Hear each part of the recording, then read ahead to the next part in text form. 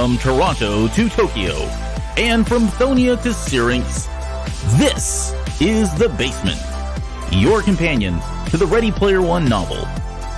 Join our hosts each episode for complete chapter breakdowns and deep dives into the pop culture references through a series of challenges and homework assignments. The Basement is the Ready Player One podcast for people who love things. And now, please welcome Albert and the rest of the Gunchers for this week's episode.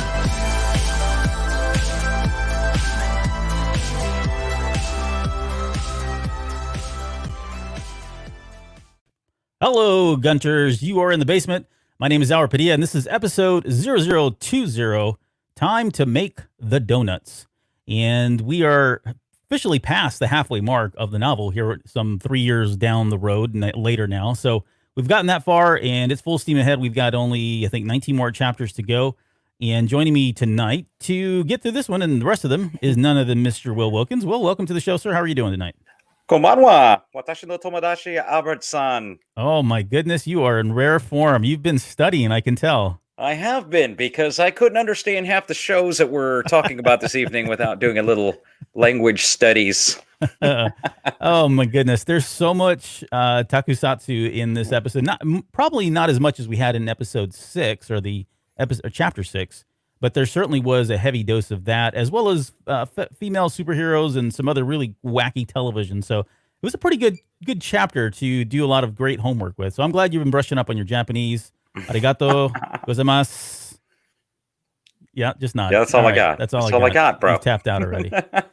Hey, before we get started, so some of you, I've mentioned this already in Discord to some of the podcasters that we do shows with on the Earglue Media Network. But I wanted to officially give you guys some really great news that Will and I are really excited about. So come, what is it, December 2nd. So save the date. Wednesday, December 2nd, 9 p.m., we will have Ernie Klein live on this show. We're going to be doing it live for Facebook, YouTube, Twitch, the same thing. He is committed to doing it. And we're excited. So this will be about 6 days after the novel has come out. We've got some canned questions. I'm going to throw them softball questions like, when's Ready Player 3 coming out? What's the plot of Ready Player 3? But we've got a lot more information that we're going to share very soon. This is breaking news. I mean, it literally got the confirmation from him today about this. So really excited to finally have him on here. He committed to coming on to the show almost 2 years ago to talk about Ready Player 2. And I've had some quick emails with him, just kept in contact, make sure and he kept saying, I'm still doing it, still going to happen.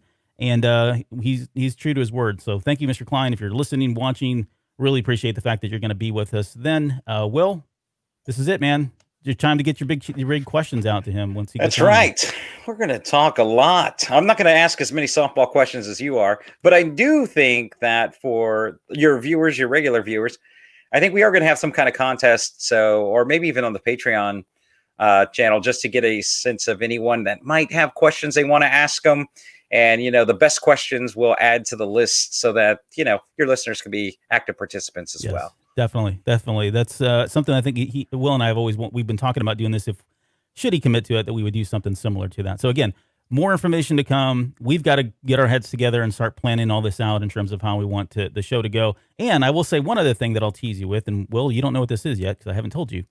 He will be broadcasting with us live from a undisclosed secret location that I think is phenomenal. You guys are going to get a complete kick out of this, but I'm not going to tell you when. As we get closer, we'll tease it up a little bit, play it up a little bit, and maybe we make that part of the contest. But just keep that in mind. He will not be broadcasting from, a normal place. Let's just leave it at that. So. Oh, yeah? Well, maybe I'll do the same. Maybe I'll find somewhere exotic to broadcast from. That way we can be exotic enough back there with Gamera. No, but I'm just in my study like I normally am. So maybe I'll do something crazy for that, because there's nothing like trying out some new locations when you're having your biggest guest on the show ever. What could possibly go wrong? All right. Well, thank you. And JR, thanks for joining us tonight. I know you're probably just as excited as we are about this. So. All right, well, JR should get like an honorary question, just like one default question for JR. Yeah, we should. We'll give you that, buddy. It's yours. Write it down. Make a note of it. Mark the time. We'll do that. All right, let's do this. Let's get into Chapter 20. But before we do, quickly, let's talk about the summary for Chapter 19. And after coming to terms with he and Artemis being completely done as far as the relationship goes, Wade becomes unhealthy. He becomes an unhealthy recluse and unmotivated to do anything more than spend his time in the Oasis. With the help of personal assistant Max, based on Max Headroom, Wade makes enough effort to at least take better care of himself and refocuses all his time and efforts in solving the Quatrain. The chapter ends with him heading into the Oasis with a new motivation, and there's a reason, and it starts right. I mean, this chapter 20 picks up right there as he goes into the Oasis. He appears in his stronghold, which he calls Falco, which I thought was hilarious when I read that the very first time. The fact that he went ahead and used Falco as a reference, and we'll get to that. We're going to get into a lot of Falco here in just a little bit. But strongholds are interesting. It's an interesting concept. Even today, like if you think about MMOs today, and most MMOs do this, it's almost a staple that they do this. And in addition to like, you're going to have a pet or a companion now. That's just, a lot of these MMOs back in the day didn't really have that. Pretty much anything that you play is going to have a pet or a companion that you get to pick up. Same thing with strongholds. At some point, you get to a point in the game where you get to build your own stronghold. Sometimes these games take it to the point where you get to build your own city.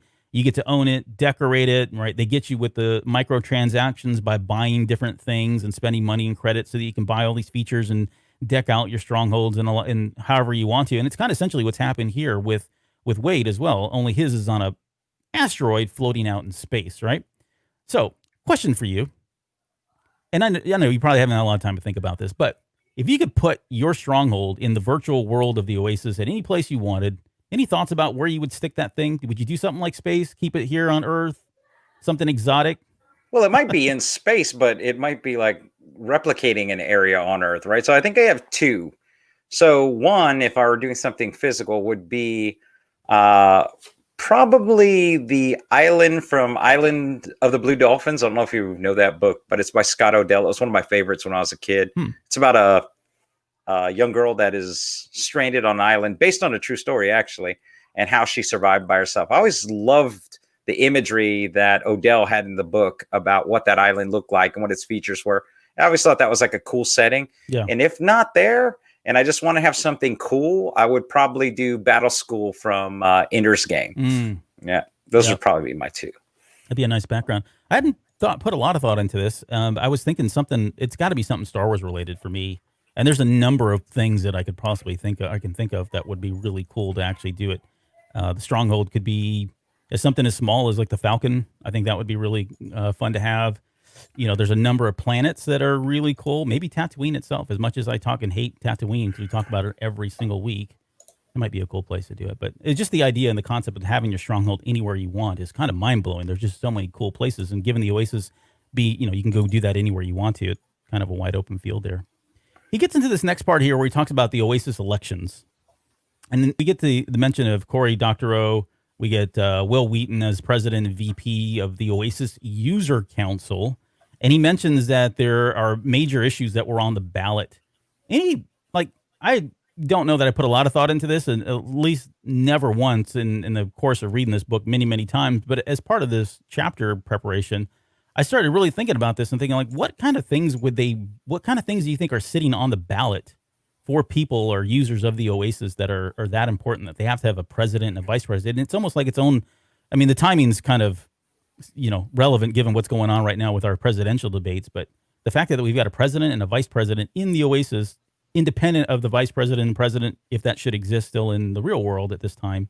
But thoughts around what the heck they would even be voting on within the Oasis? Is it all the same stuff, right? I think it's the same issues that they're dealing with now. I think that's intentionally why Ernest Cline put those two specific people into those roles in the book. Not because they were just pop culture-y. And we'll talk about it ad nauseum when we get to the pop culture. Yes, I know you got but the short version is, what the issues that they would have in the Oasis are the same types of issues that Will Wheaton and Cory fight for today, which is net neutrality, privacy, lack of government intervention. It's network access for all. The same types of issues that they are fighting for today are issues that would still exist there to make access to the Oasis affordable, so we didn't have a technology gap for lower middle income families. Same things. Right. Yeah, I agree. And you're right. We'll peel that back a little bit further here when we get to that part of the pop culture references. And then the next part, he's talking about these POVs, right? These personal oasis vid feeds.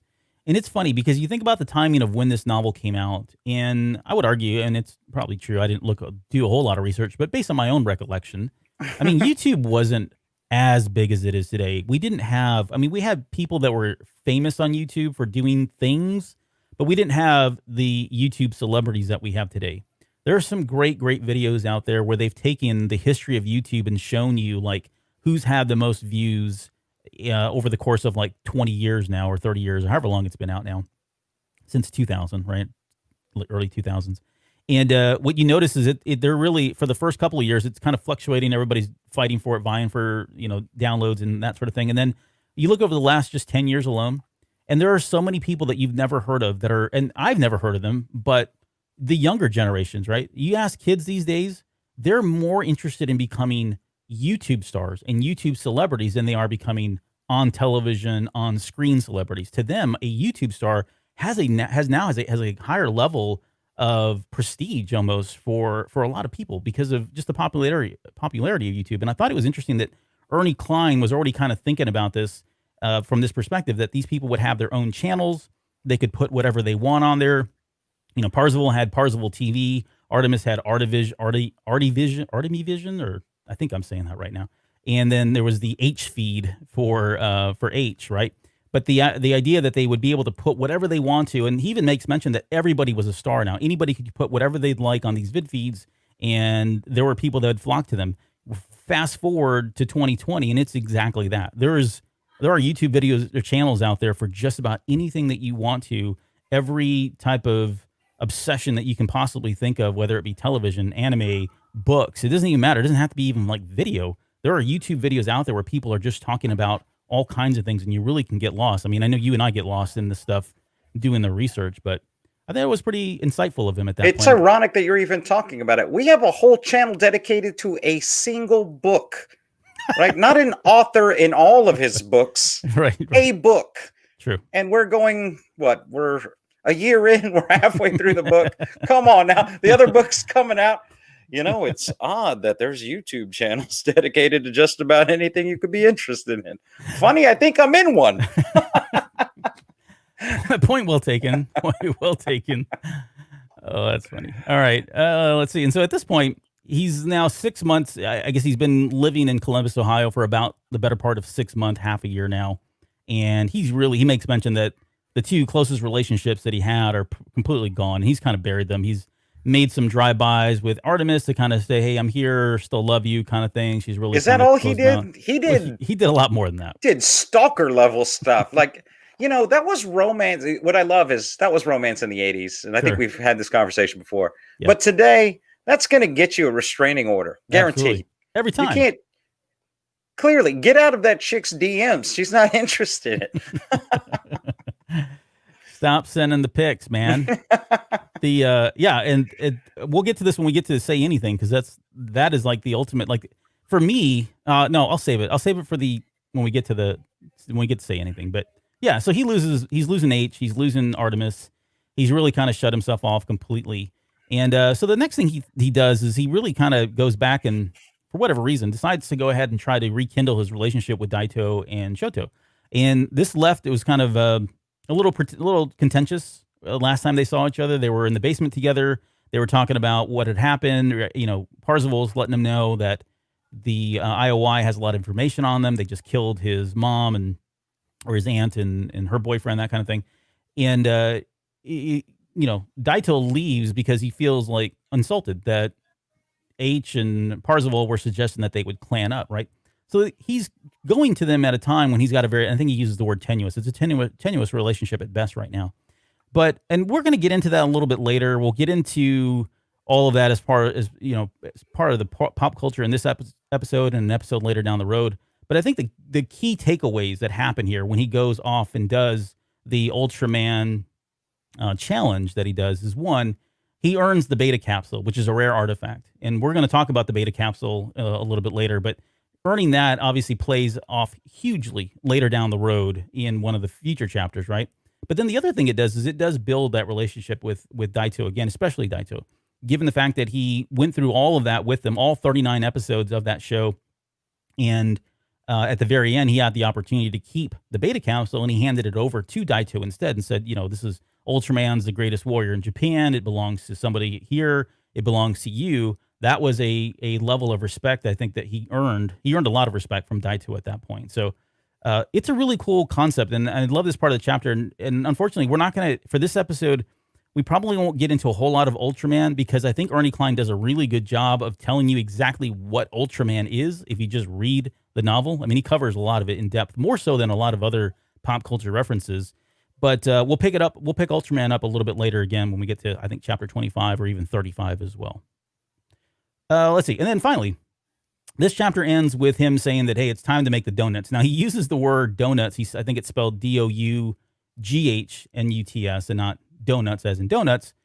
We'll talk about that pop culture reference here in a little bit. But what he's talking about here is he's telling us about how Wade is earning money at this point. He says that he's already spent most of his money on endorsements, or the endorsement money he spent on, enhancing his rig. He spent a lot of his money on the asteroid itself. I mean, I don't even know what that costs. It probably costs billions, trillions, quadrillions, whatever the number is there to buy something like that. And, he earns money these days by commercials on his vid feeds from his POV channel. He sells off a lot of his junk items, magic items from questing and all that he doesn't want to hold on to. And then finally, he mentions that he's also got a job as Bryce Lynch working at a help desk.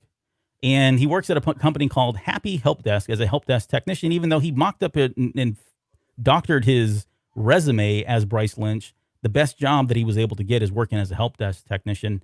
And I got to say, this is one of those things, again, there's so many things in this novel that I was reading it and going, that's me. That happened to me. I know exactly what that reference is. I love that. That's my favorite.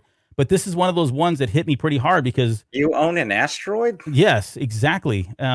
Two, as a matter of fact. Oh, you know what? You used to be able to buy those. Remember that? I own a star. I bought it. It was $49.99. I got a certificate of authenticity. It says yep. I've got it.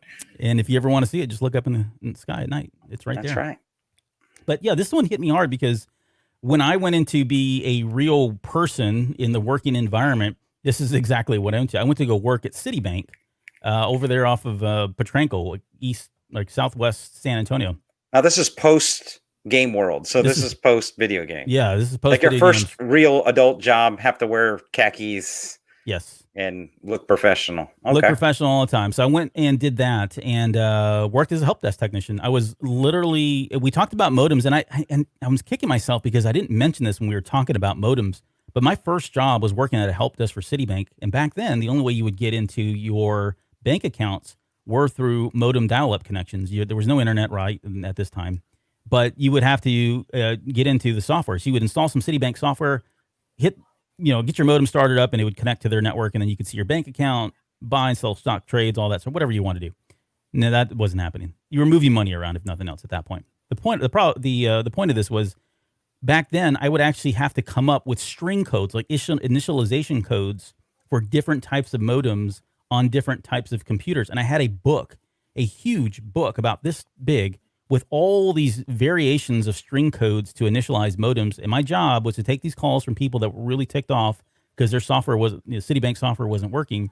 And I'd have to listen to them and they were so angry all the time.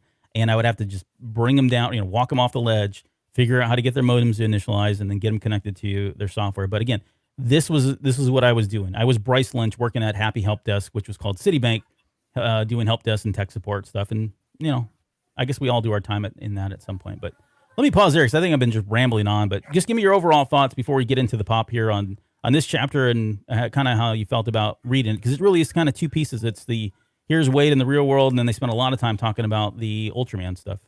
Yeah. I would say that's the major takeaway is there's going to be a lot of, and these are the type of chapters that I really love about Ready Player One, because sometimes we'll have a chapter that's chock full of pop culture, and all of it is what I would consider surface pop culture, like your average nerd knows it right off the bat. Mm-hmm. This one, I actually learned a few things, and I love that. I love when I'm reading stuff, and it's like, okay, based on the track record here, Ernie, everything that you've got here, I love. So I got to think that these other things that are in here that I don't know anything about, and I did research for this, and even when I was reading it the first time, going back through and saying, well, I don't know what that is. Yeah. And looking some of this stuff up, it's great. And I mean, you start making connections between that and stuff you did like, and then you can kind of see how it evolved. And I know we're going to talk about that later. Yep. All right. Well, let's do it. Let's get into it. So yeah, come on, rock me, Amadeus. Let's get the first one. We're gonna kick it off with the first reference. It says, my avatar needed a stronghold and I didn't want any neighbors, so I bought the cheapest planetoid I could find, this tiny barren asteroid in Sector 14. Its designation was S14A316, but I renamed it Falco after the Austrian rap star. I wasn't a huge Falco fan or anything. I just thought it sounded like a cool name.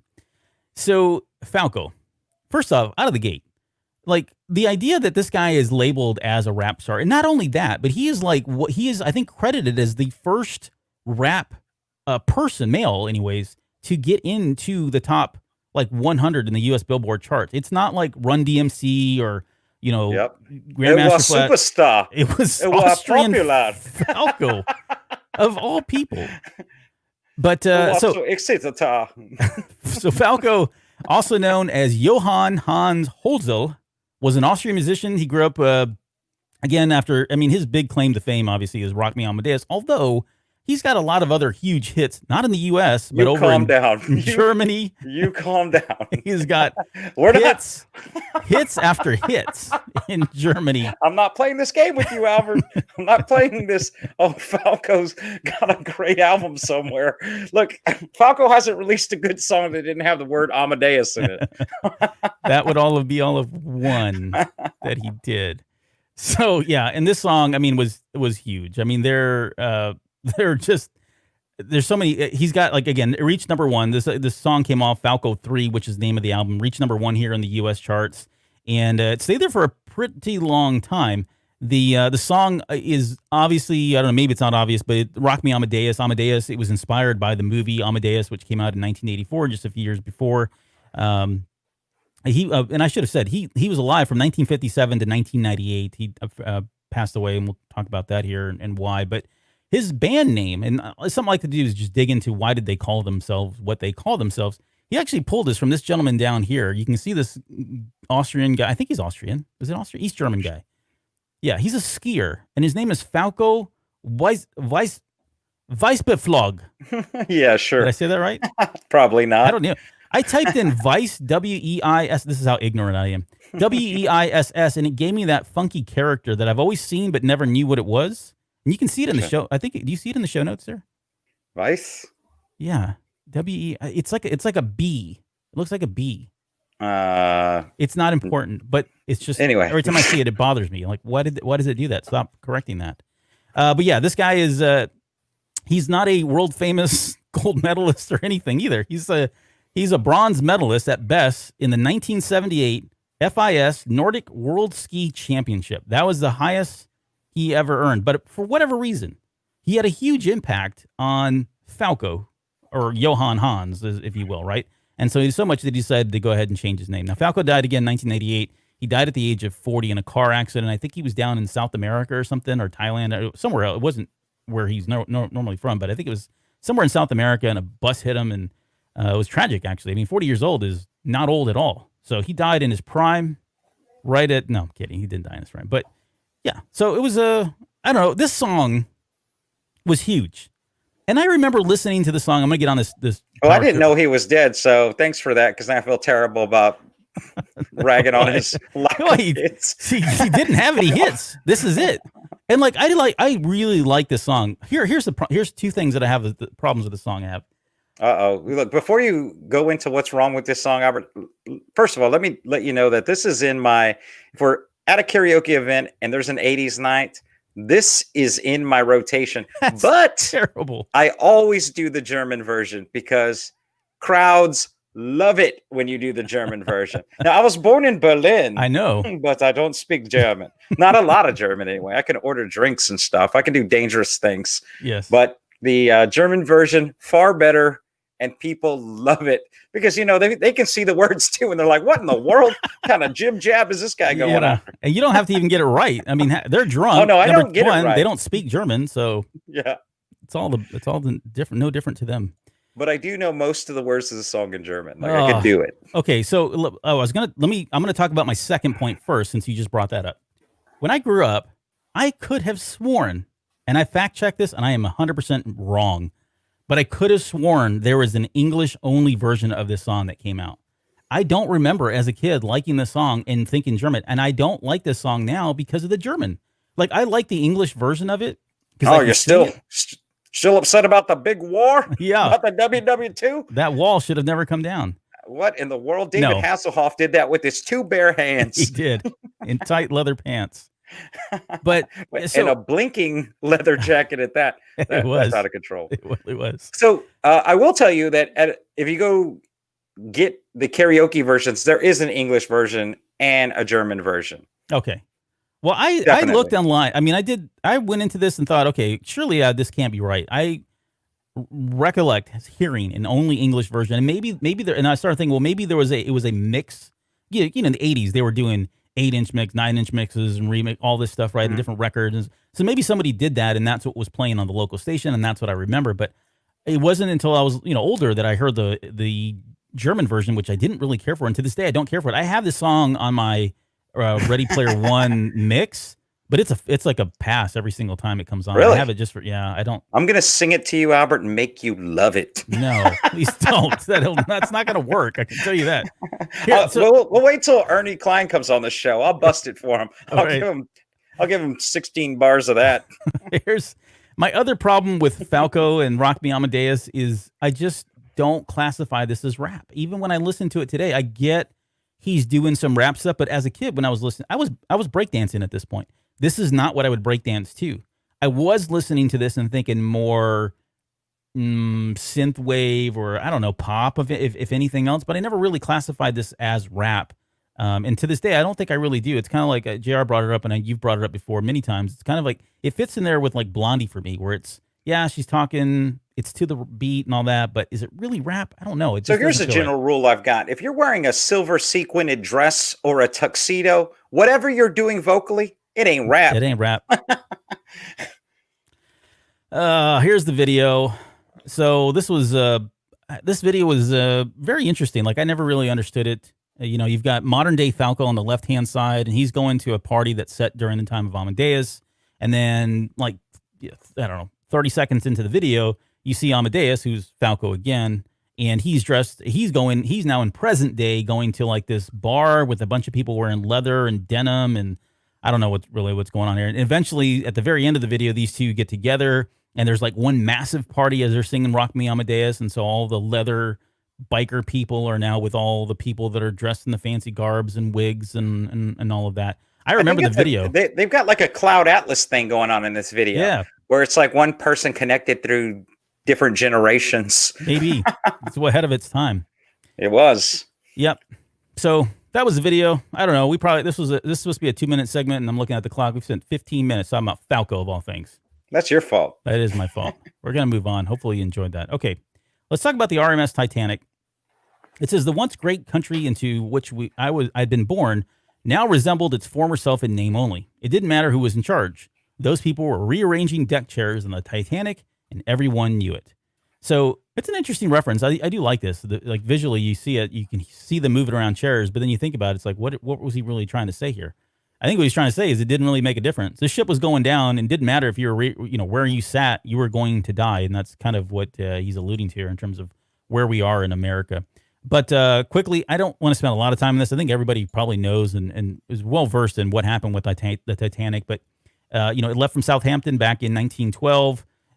It was headed for New York City. 2 days later, on April 12th, it hit an iceberg and sank. A lot of people, 1,500 people, were missing, or presumed dead, I guess, or officially dead at this point. Out of 2000. Hey, you got to say spoiler alert.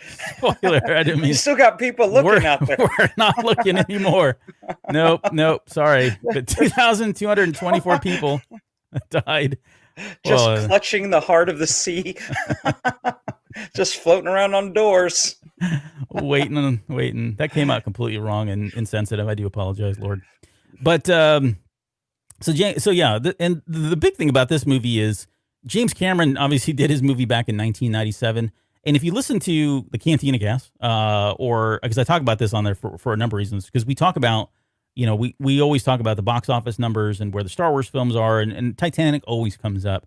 And I will say this, and I'm not afraid to admit it, like Titanic is the one movie that I have seen more than any other movie in my life. All Star Wars movies, you name it, whatever's come out here in the last 40 years, I've seen Titanic way more than I've seen. And I think I was to the tune of like 14 times in the theater I saw this movie. And that's why to this day, I think I help contribute to the fact that it is number 3 all time when adjusted for inflation. So, and that's just right behind Gone with the Wind and Avatar for number 1 and number 2. And it sits just above Avengers Endgame, Star Wars and Avengers Endgame in positions 4 and 5. So let me pause there.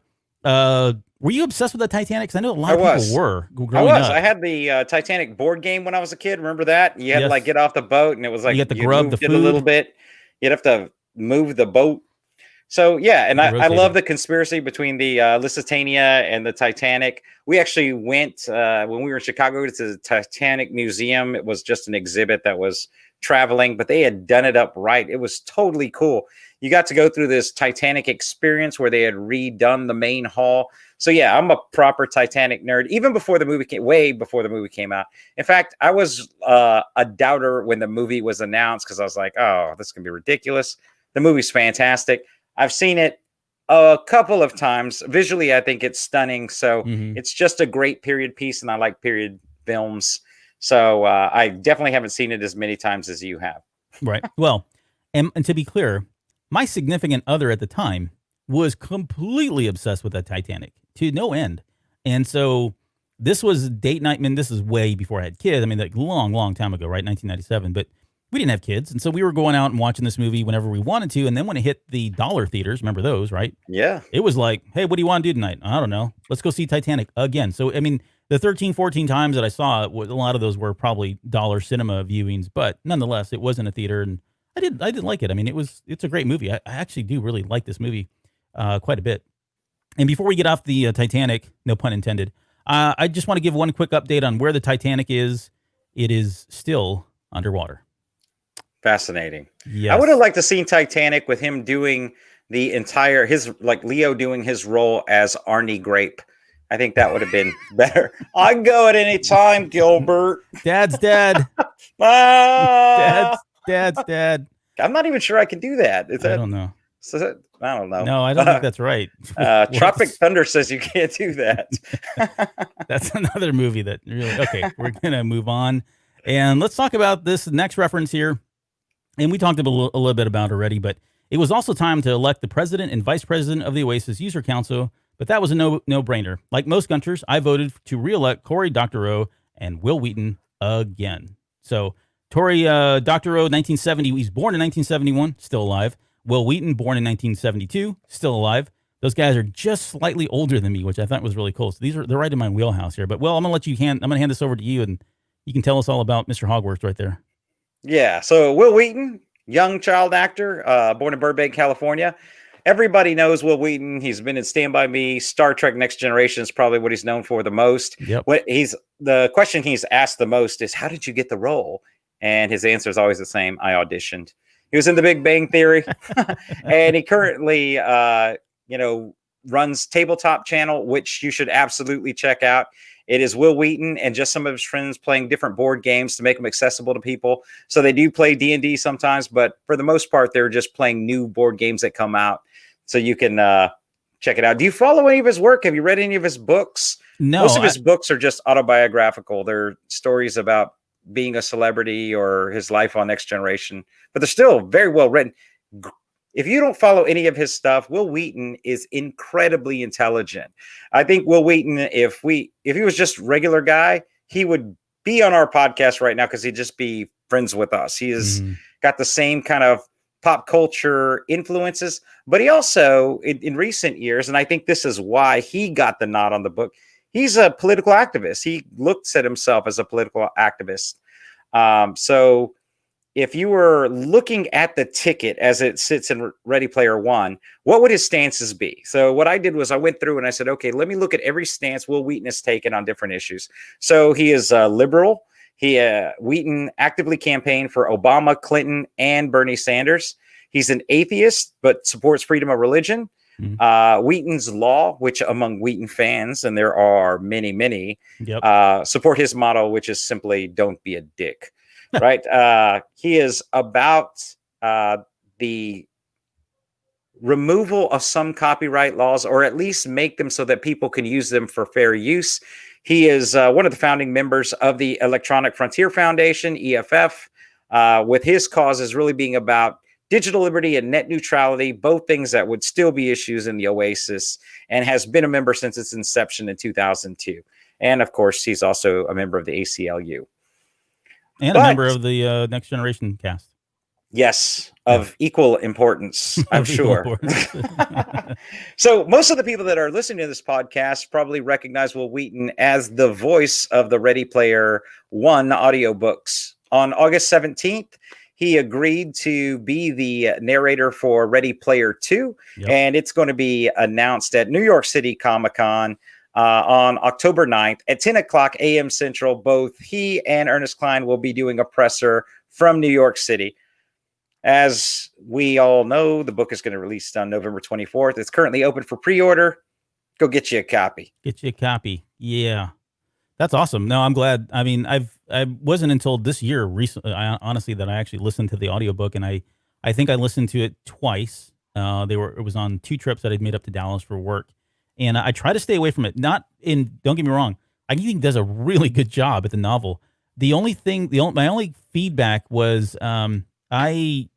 when I hear his voice and then I go back and I'm reading the novel, I hear him. And I've been reading this novel for so long that I have my own voices. And I know it sounds stupid and weird and petty, but I have my own voices in my head. And I have my own voices in my head, and hearing him do his voices are really cool. But then I don't want it to pull away from mine. Like, I want to hear mine instead of his. But that's the only feedback, and that's stupid feedback. But I think he does an amazing job. And I know everybody that's listened to the novel or the audiobook has said that they really enjoyed what he did and how well he kind of knocked it out of the park. For Will Wheaton, let's talk about the other one. You got anything else on it before I move on? No, so I really he is highly quotable. I mean, he is a prolific writer. He was probably the first celebrity to start a blog. So he has tons of stuff out there where he was just completely personal, open. It's how he dealt with his depression after he left the show and after he left Hollywood, eventually came back because he said he loved it.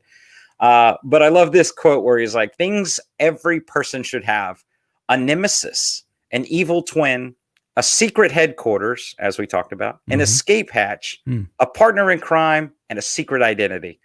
Agreed. That is a absolute list of things you need to have, and everybody for different reasons. So most of mine have to do with the zombie apocalypse, but still. Right. Yeah. I've got like 4 out of 5 or 4 out of 6 of these. Let's see. 1, 2, 3, 4, 5, 6. Yeah. Nice. I won't tell you which ones, though. You guys can figure that out. All right, let's talk about and to answer your question, no, I've not read any of his books. I follow him on Instagram or on social media stuff on the Basement, as well as my personal accounts. But beyond that, I've not actually read anything that he's done. So shame on me. He's good. Yeah, he's good. So who's this guy then? So Gory Doctorow is an author, an activist, and a journalist, also a prolific writer. So he's really the founder of Boing Boing. I don't know if you're familiar with that. I don't know if you've read any of his books. So his books fall in the vein, I would say, of Ernest Cline in this regard. So Ernest Cline's writing about a dystopian future that's taking place, 50 years in the future. His science fiction is 50 years in the future, and other authors write about 100 years in the future. Corey really writes about in the near future. It's still science fiction per se. He's got a lot of stuff, but he's not really going outlandish with what the evolution of science is going to be, say, in the next 10, 20 years. And more importantly, almost every book he's written really has a social narrative behind it. This book, Little Brother, is excellent. It's about some hackers that were arrested for terrorism and just what the state looks like. It was a New York Times bestseller in 2008, but everything that happened from 2008 to now in the book, those things have happened. Right? They've happened somewhere. It won the Prometheus Award, the White Pine, the John Campbell. It was the finalist for the Hugo Award. And if you are a finalist for the Hugo Award, I automatically read that book because they don't put any bad products out there. So it's kind of near future is probably the best way to put it. But he's the other half of our Wheaton ticket. So let's get to know this guy a little bit and see what his stances are. He's a civil libertarian, political left again. He believes that rising inequality creates a global risk, that monopolies are a harm, even when they're vertical. So he does quite a bit of public speaking on activism, and his arguments for monopolies or anti-monopolies, fantastic. He believes that technological surveillance represents a dystopic disaster. He has, just like Will Wheaton, opposition to digital rights management, which actually makes sense in the Oasis, since people have all these avatars that are based on characters, which really constrain Ernest Cline in the translation of the movie, from the book to the movie. He's another founding member of the EFF, and he believes in clearly defining freedom of speech. So he's about net neutrality also, but he looks at it differently, right? There's a bit like, for example, there's been some backlash on Twitter because Twitter have been blocking tweets by this person or that person. Let's not get any politics into my pop culture. So we'll just say, like, some people are getting play and others aren't. His position is, hey, look, you have the right to say whatever you want, but companies and individuals have no obligation to publish it. Freedom of speech is just that. You're not entitled to the platform. You're just entitled to say it. Right. And if what you're saying isn't popular on whatever platform you're saying, no one violated your free speech, right? You're just going to have to go find another platform, which ironically Will Wheaton did when he was having a feud with Twitter on social media about what they needed to do to restrain some of the non-factual posts that were out there. But both about him? Guys, no. Just in general? Just in general. Okay. About what he felt needed to be done in order to protect the integrity of the platform. Yeah. Both these guys are excellent choices. On the surface, they sound like they're going to be they're going to be so clearly aligned that there won't be any deviation, but there are minor differences in their schools of thought, but I think they're aligned enough that they would be productive even in the real world. So IRL ticket, do it. Doctoral Wheaton. I'm for it. All right. Excellent job. I actually, well, I mean, you Will Wheaton. Cory Doctorow, though, I didn't know a whole lot about, and I was going to let you do the work and just learn from you when you did it. So thank you for doing that. Yep. Read all of his books. They're all good. What do you talk about this here? What is this here? So somebody put this out there that they actually put a poster out for that, protecting user rights for over a decade, which is a reference to the book. And then there's just basically the election poster as it was described in the book, along with the QR codes. Oh, nice. I don't know if those work. And so EFF, if you're not familiar with it, the Electronic Frontier Foundation is about those 6 pillars: creativity and innovation, free speech, international support, privacy, security, and transparency, broken into 3 segments. This is a great, great cause. If you have time to go out and look at the Electronic Frontier Foundation, they've been around for almost 20 years now, or a little over 20 years now. Wow. They are protecting your rights on the net, and we're probably the leading cause of us being able to maintain some semblance of net neutrality in the last 5 years.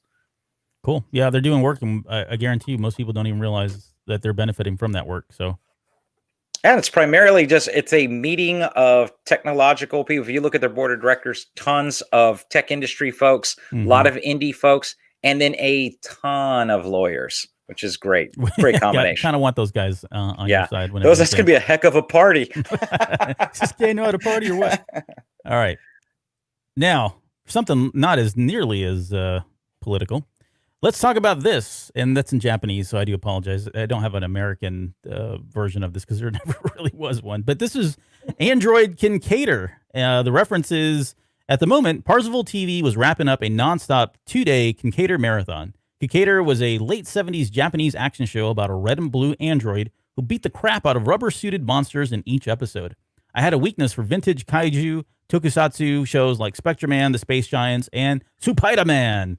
And this is the first one that we're going to dig into. And first off, before I get started, you watch these, right? Did you get a chance to go in and watch a lot of these episodes for these shows? I did. So Okay. I had not seen any of these Oh, before. So perfect. I'm Excellent. sorry. Just take my nerd card from me. No. Until 2 weeks ago, I take that back. I looked up. I had seen Supaidaman or whatever his name is. I'd seen that nonsense before, but Kikaider had never seen before. So I watched 3 episodes of it, and then I watched the reboot movie that they did. Okay. I'm still cracking up of Supaidaman. Supaidaman. Man. How many papudas are in there? Thank you, Max Headroom. And now back to all right. So Kikaider, this ran from 1972 to 1973. It was only one season. They did a total of 43 episodes, at least for Android Kikaider. Now, Kikaider has been out for years, and there's so many different versions of this. So, in your defense, Will Wilkins, this show did make it out to the U.S., but it only made it out to Hawaii.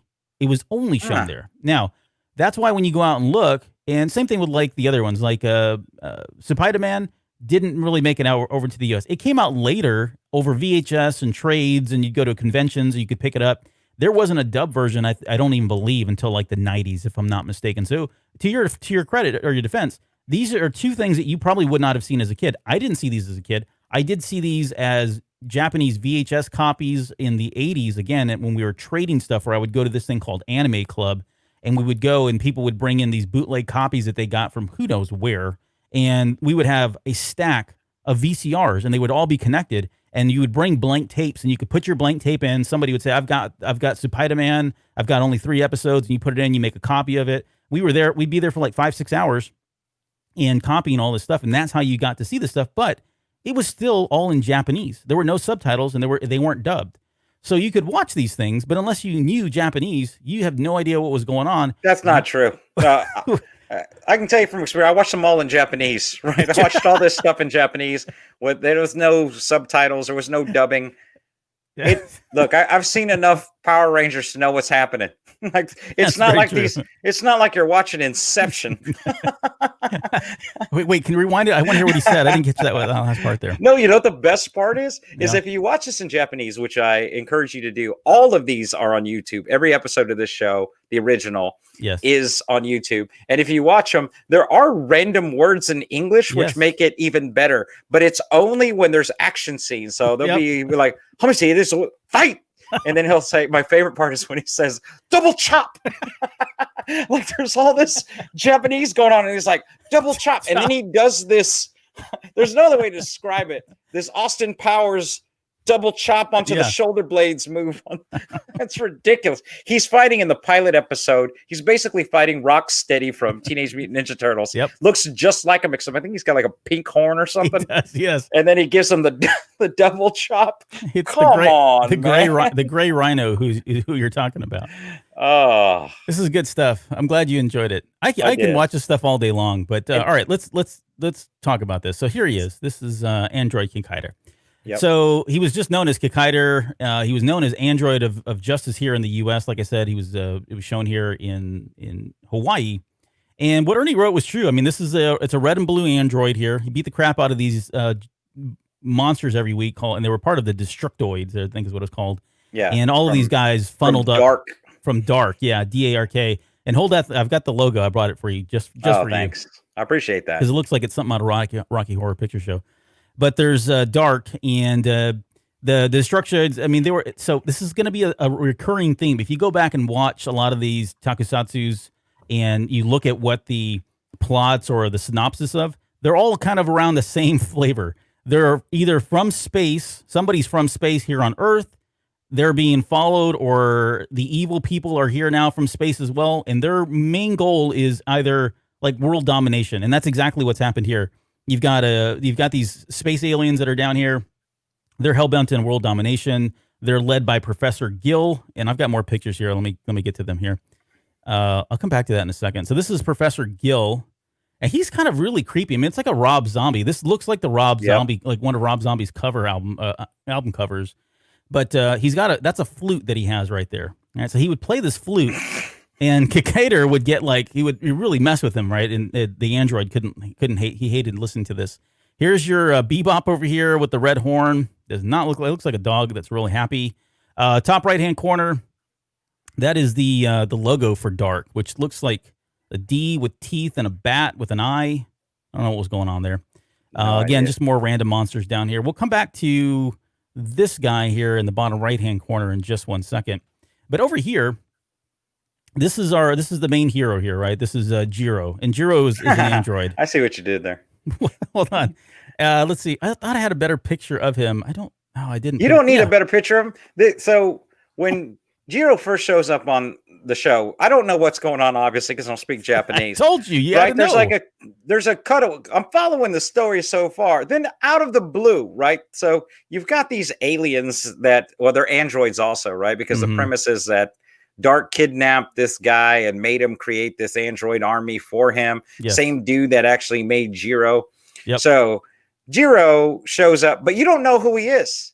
Some dude comes out all kung fu style.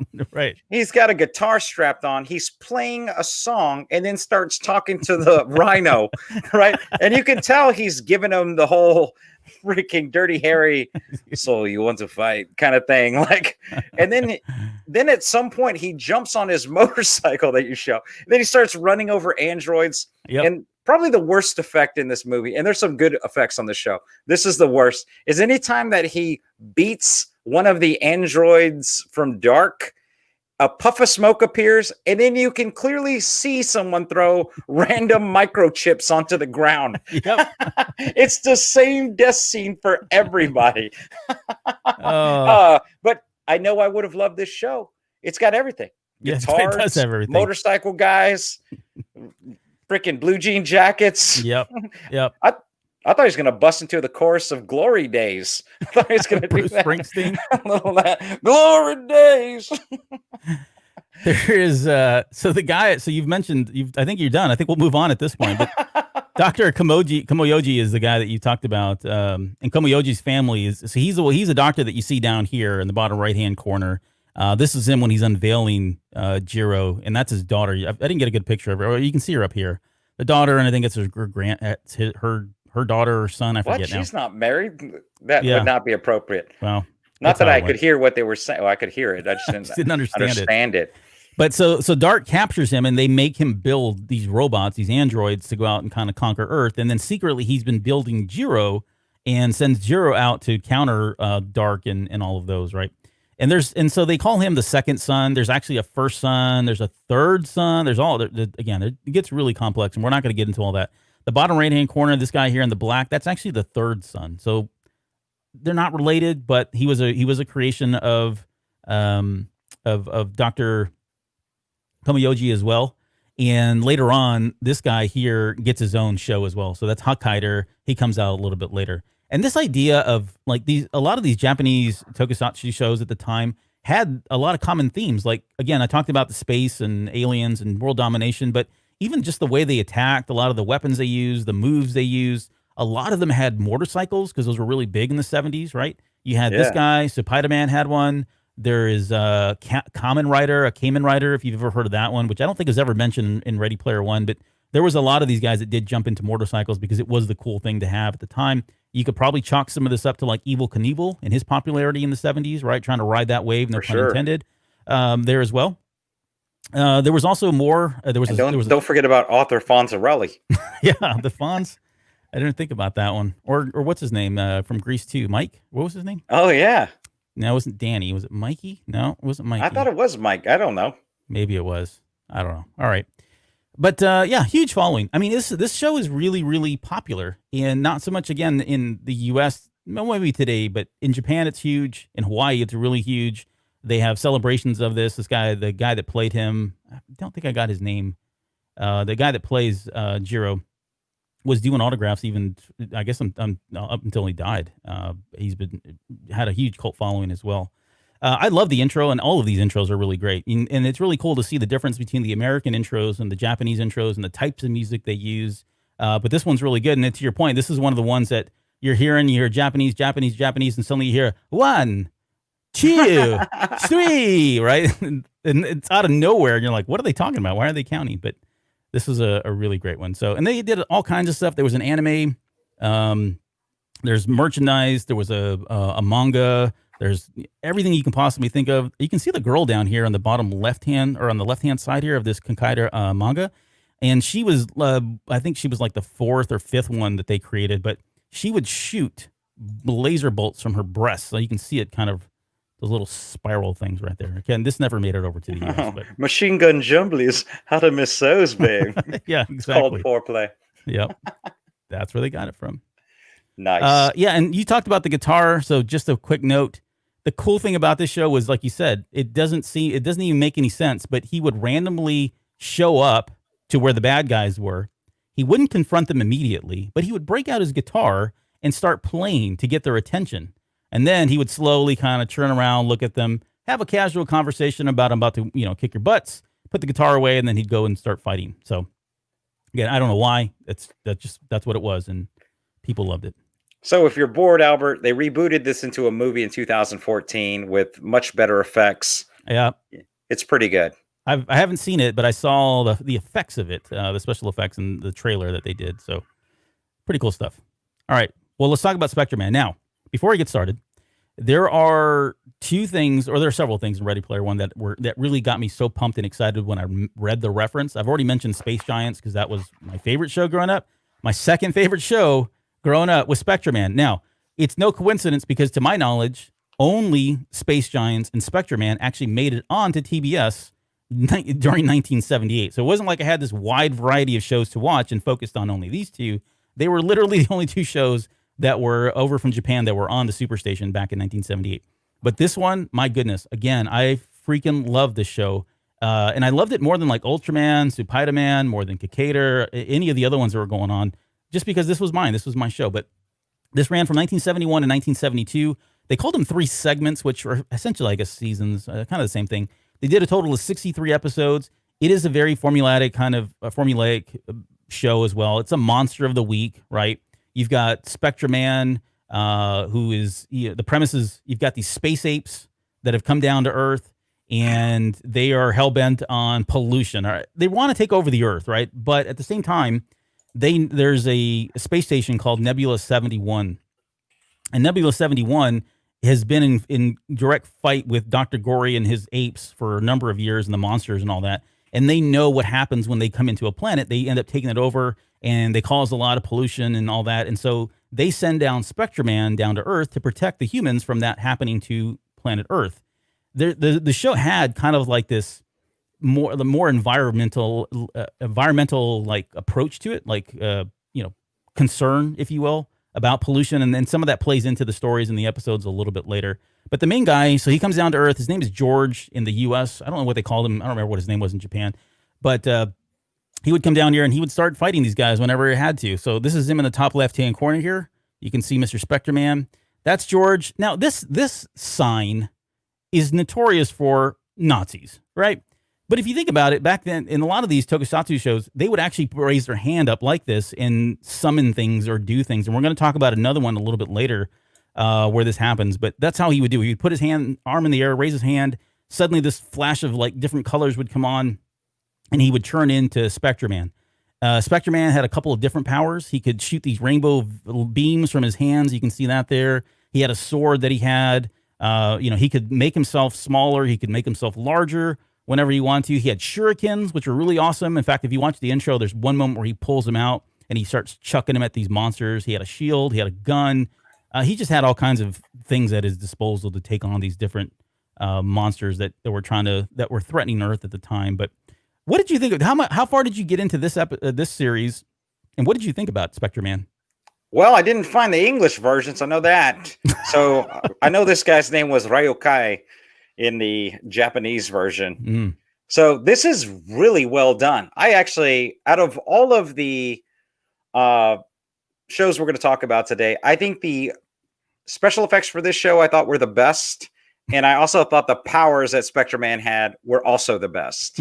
Right? That was it. I think monster design, they probably don't have it there. Like Kikaider is probably better on monster design. And that's probably the primary reason right there. I've got some monsters up now. We'll talk about these guys here. Yeah. Yeah. And well, before we get to the song, because I do want to talk about that, but these are the monsters here. So that's Professor Gory.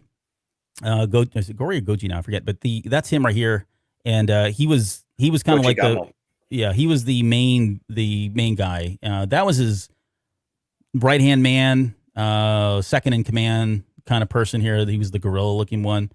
But why he had a blonde wig, I don't know. Again, this is probably riding on. They're trying to capitalize on Planet of the Apes and how popular and how huge that was at the time. Probably where a lot of the inspiration came from. I've got a couple of different. Probably where a lot of the costumes came from. Although the mouths never really moved, which is funny. You could always see the lips not move, and then see the Japanese actors' lips behind it move, which I don't know. Very trading places. Yes, it didn't bother me as a kid. Down here in the left-hand corner, this is one of the weirder looking monsters. Looks like he's fighting like Danny DeVito here, that's strung out on crack, but that's that one. And then this is, I just don't know, man. Like some of this is so like on the edge of racism. They put this gorilla with glasses and they put a pimp hat on him. And at one point he's got like a pimp jacket and stuff. And I mean, again, I don't approve of any of this stuff. But the fact that, again, this is the 70s, different kind of time. But these guys would dress up in all kinds of clothing that was relative. And a lot of it was kind of aimed at particular races, unfortunately. But I don't think so, man. Pimps it's a profession. It's not a race. It's a pimp. He's in a pimp clothing. Yeah, he's just wearing pimp clothing.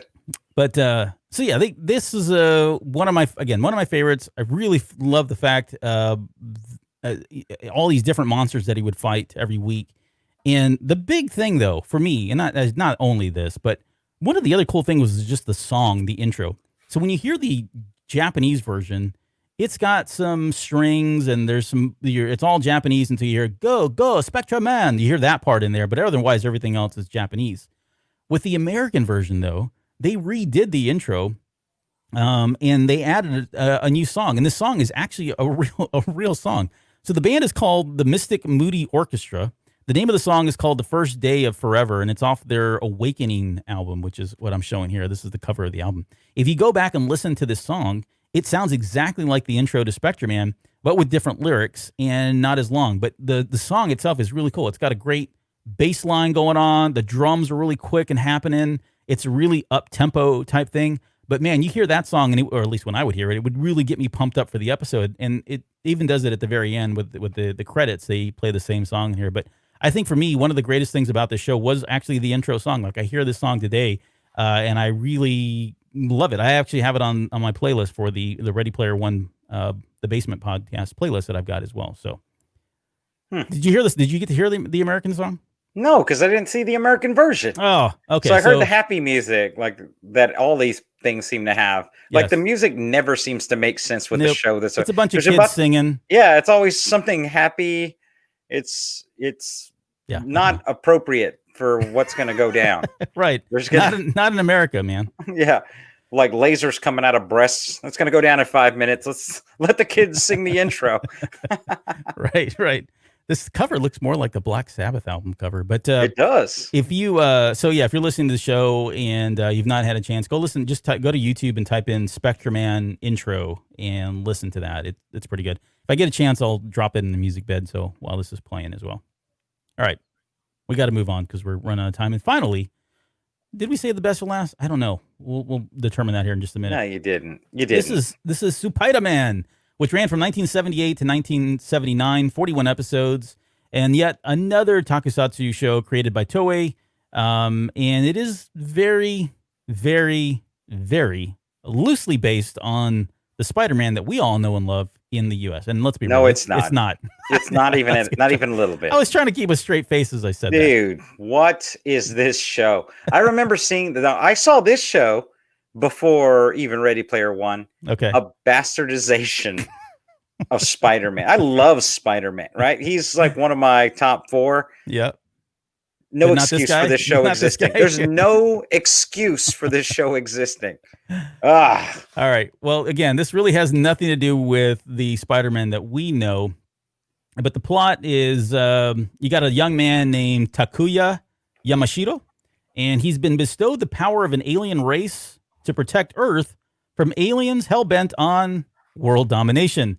Takuya is injected with the blood from the last remaining warrior of Planet Spider, which grants him superpowers and spider-like abilities. He drives around in a Spider-Man machine GP7, which is basically a motorcycle. We'll show you that here in just a minute. It looks like a motorcycle, or looks like a little like a buggy with a cover on it and a spoiler, which we'll show you here in a second. It's basically a souped up vehicle. That's got machine guns on it. It fires missiles. He's also granted this bracelet. You can kind of see it here. We'll show you a little bit better here, but that little silver bracelet on his left arm there, that bracelet does a lot of different things. It allows him to do Supaidaman, and that gives him his webbing. And then he's got Supaidaman, which gives him the net that he can shoot onto different people and take down a few people at once. He's got a ship called the Marveler, and that's what we know from the Ready Player One novel, because this is what turns into Leopardon, right? The robot that he ends up taking. And so I've got some pictures here. Top left-hand corner, that is the bracelet. And I don't know what all this is because it's in Japanese. But if you can see right here in the middle, it actually stores his costume. So whenever he wanted to turn into Supaidaman, he would press a button on there. The costume would pop out, somehow go onto him, and then they would always show him do the last thing, which I thought was always funny. After the suit was on, he would zip it up, and they'd make the zip. They would show the actual zip. So there was a zipper on the back that he had to finish off before he was fully in costume. You can see in the bottom right-hand corner. This is terrible. Hold on, I just want you to. This is all terrible. Stop making me watch this. This is awesome. So that's kind of Supaidaman. And again, Monster of the Week. He would fight these things called the BEMs, the BEMs, and he'd beat the crap out of them and all that, right? Stan Lee actually approved of all this, by the way. But this is an example of what happens when you do not have... How old was Stan Lee when he agreed 70s. that... No. He was. They caught him like a couple years ago. They were like, hey, watch this. There's no way. This is... You know what? I rank this Spider-Man below the Spider-Man that appeared occasionally on the Electric Company. Oh, that guy? At least that guy was spelling and doing productive things. They just pull him up by a rope and you can just see him.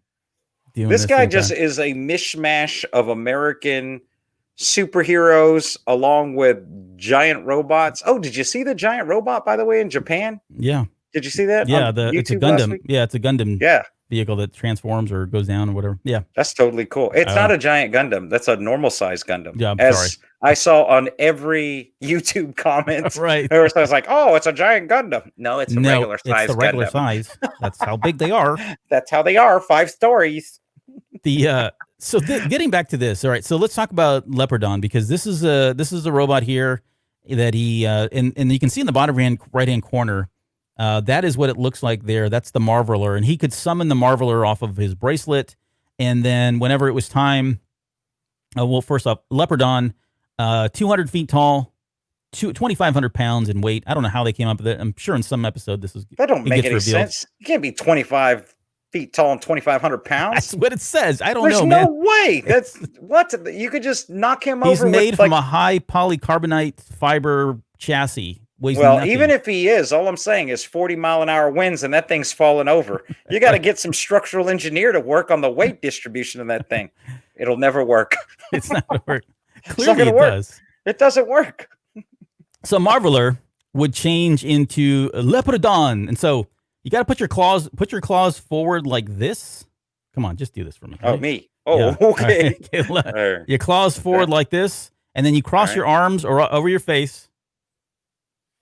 Make the cross. Yep. Okay. And then your hands would come down. And you go change to leopard. Oh no, I'm sorry, Marveler change Leopardon, and then your hands go down like that. And that's kind of how you would do it. That's the first one. All right. Okay. Claws forward, X down. That's how you get him to transform, right? Okay. Now, once he's in this form, he's in this form, you want to fire your arm rockets. You put your arms forward.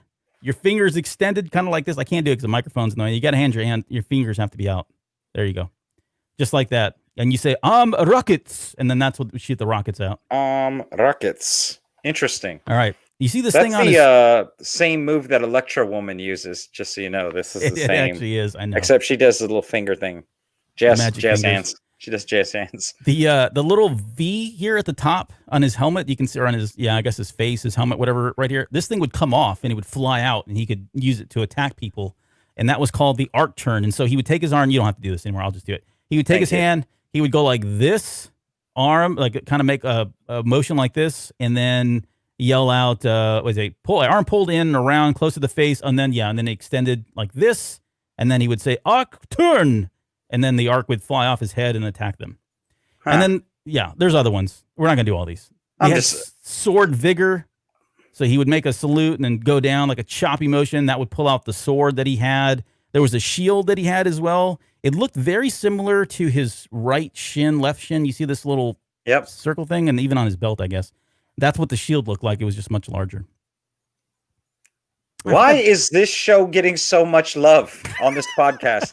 There's no reason to cover this. All I can imagine is 6 drunk Japanese interns sitting around a table, and half of them saying they want to make a Spider-Man show, and the other half saying, no, we're going to do this Gundam show, man. It's going to be fantastic. And then like one of the guys goes like, dude, we got to get out of here. Let's just do them both. Let's just put them both together. Zima got some ideas for some hand and arm signals. We got to call it a day. All right. And there's like one lone guy over there like, I want to make a show like Speed Racer. I want to make sure we get a race car. Fine. Just throw it in. Yep. It's going to be. No, I don't think you're that far off the mark here, honestly, and how they came about this. There's that's the GP7 vehicle that he would drive around in. Is it GP7? I forget now. Here are some of the villains that he fought. You got a shark. You got a lobster, rock guy, Skeletor in the bottom right-hand corner. This is before Skeletor Masters of the Universe, so I don't know. Look at his scepter. It's got skulls on it, too. So, yeah. It was a great show. I mean, they did a movie that came out in 1978 that kind of fell in between episodes 10 and 11. But JR asked, he said, got to be the next Spider-Man multi-universe. Funny you should say that. It has been confirmed that Takuya, the main character of this, and Leopardon are both locked in and will be appearing in the next the sequel to Into the Spider-Verse. So what the the actual what? You know what? Again, this same format for creating this show is how they made The Last Jedi. It's the exact same. They're like, do we have we got Harry Potter fans? Do we have magic? Yes, we have. Let's do magic. Can we do a scene where they go to a casino? I like that. Okay, Carl. Yeah, we can do that. Can we have a kid with a broom with doing the Force? Okay, yeah, we got that. Let's make sure we hit all these demographics, people. Yep. So you got that to look forward to, JR, and everybody else that's looking forward to seeing Supaidaman Into the Spider Universe. He's actually, so to be clear and frank, the comic book that came out prior to Into the Spider-Verse had the comic book is still out. There are already issues out there with Supaidaman in it. So what we see in the movie will likely be based on what we're seeing in the comic when that comes out. Okay, so I'm going to accept that only because Into the Spider-Verse was incredibly well done. Yep. So I have confidence it's going to be good. All right. Well, we've done enough damage with Supaidaman and Tokusatsu. Let's talk about Square Pegs. We're going to talk about Square Pegs, Electro Woman, and Dyna Girl, as well as Isis, and Wonder Woman. So we've got quite a few of them here. So this is all under one reference. Artemis also ran her own VidFeed channel, Artemavision, and I always kept one of my monitors turned onto it. Right now, she was airing her usual Monday evening fare, an episode of Square Pegs. After that, it would be Electro Woman and Dyna Girl, followed by back-to-back episodes of Isis and Wonder Woman. So here's Square Pegs, and this is this is what you see in the intro for Square Pegs. And this was a show that ran from 1982 to 1983. They only did one season, a total of 20 episodes. It stars Carrie Bradshaw from Sex and the City, but at a much younger age, and it follows her and her friends as their first day at high school. And this show is really kind of primarily focused on kids in high school, the things that they went through, and cliques, right? It was really focused. Even the intro talks about it. You can hear them chattering, talking about cliques, and they're trying to become popular. They want to fit in. They want to get into these different cliques, right?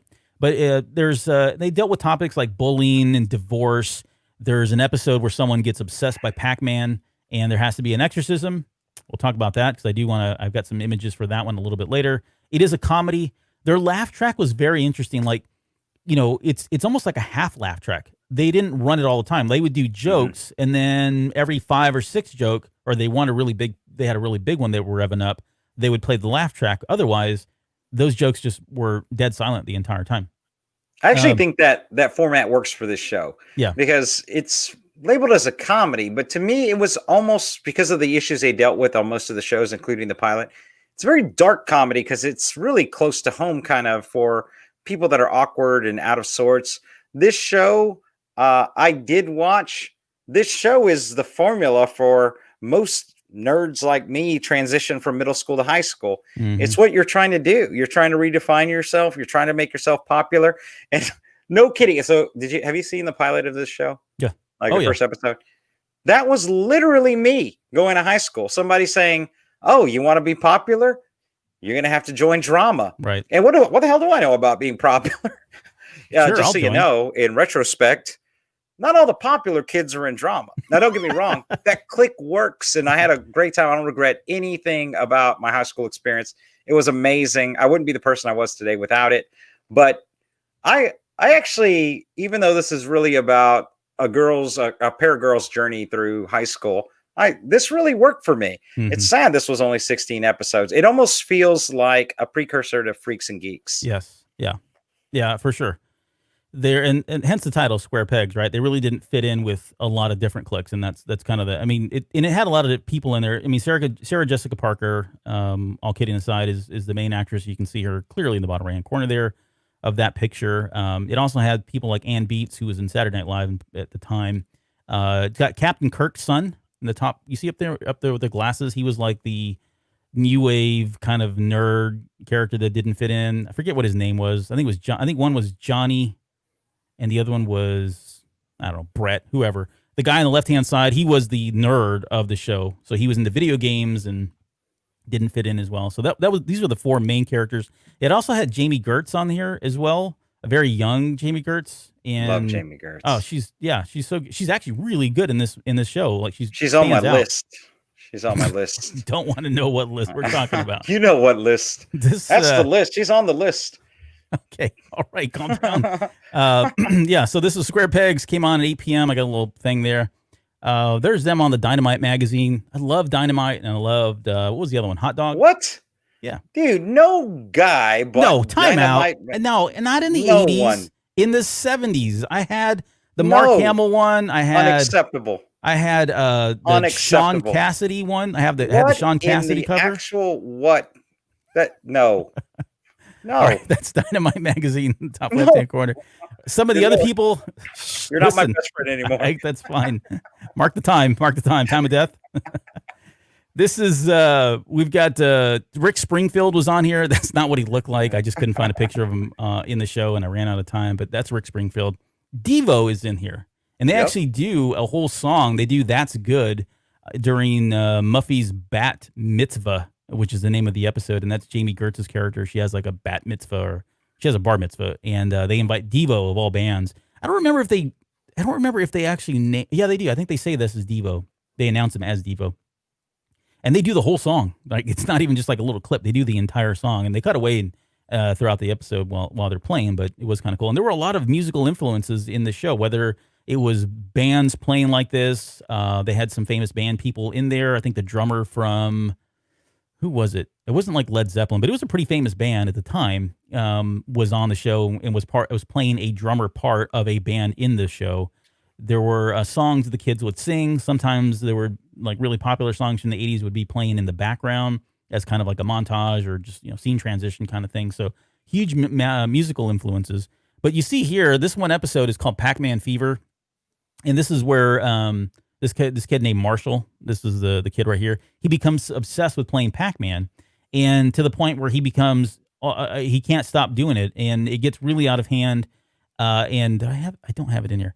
They decide they're going to have to intervene somehow, because at one point they're trying to play Clue, the board game Clue, and he's talking about putting coins and like where's the coin slot on this game, and he's talking about ghosts and pellets and whatever else, and so they end up calling Father Guido Sarducci. Do you remember him? I meant to get a picture of him, and I didn't. Yes.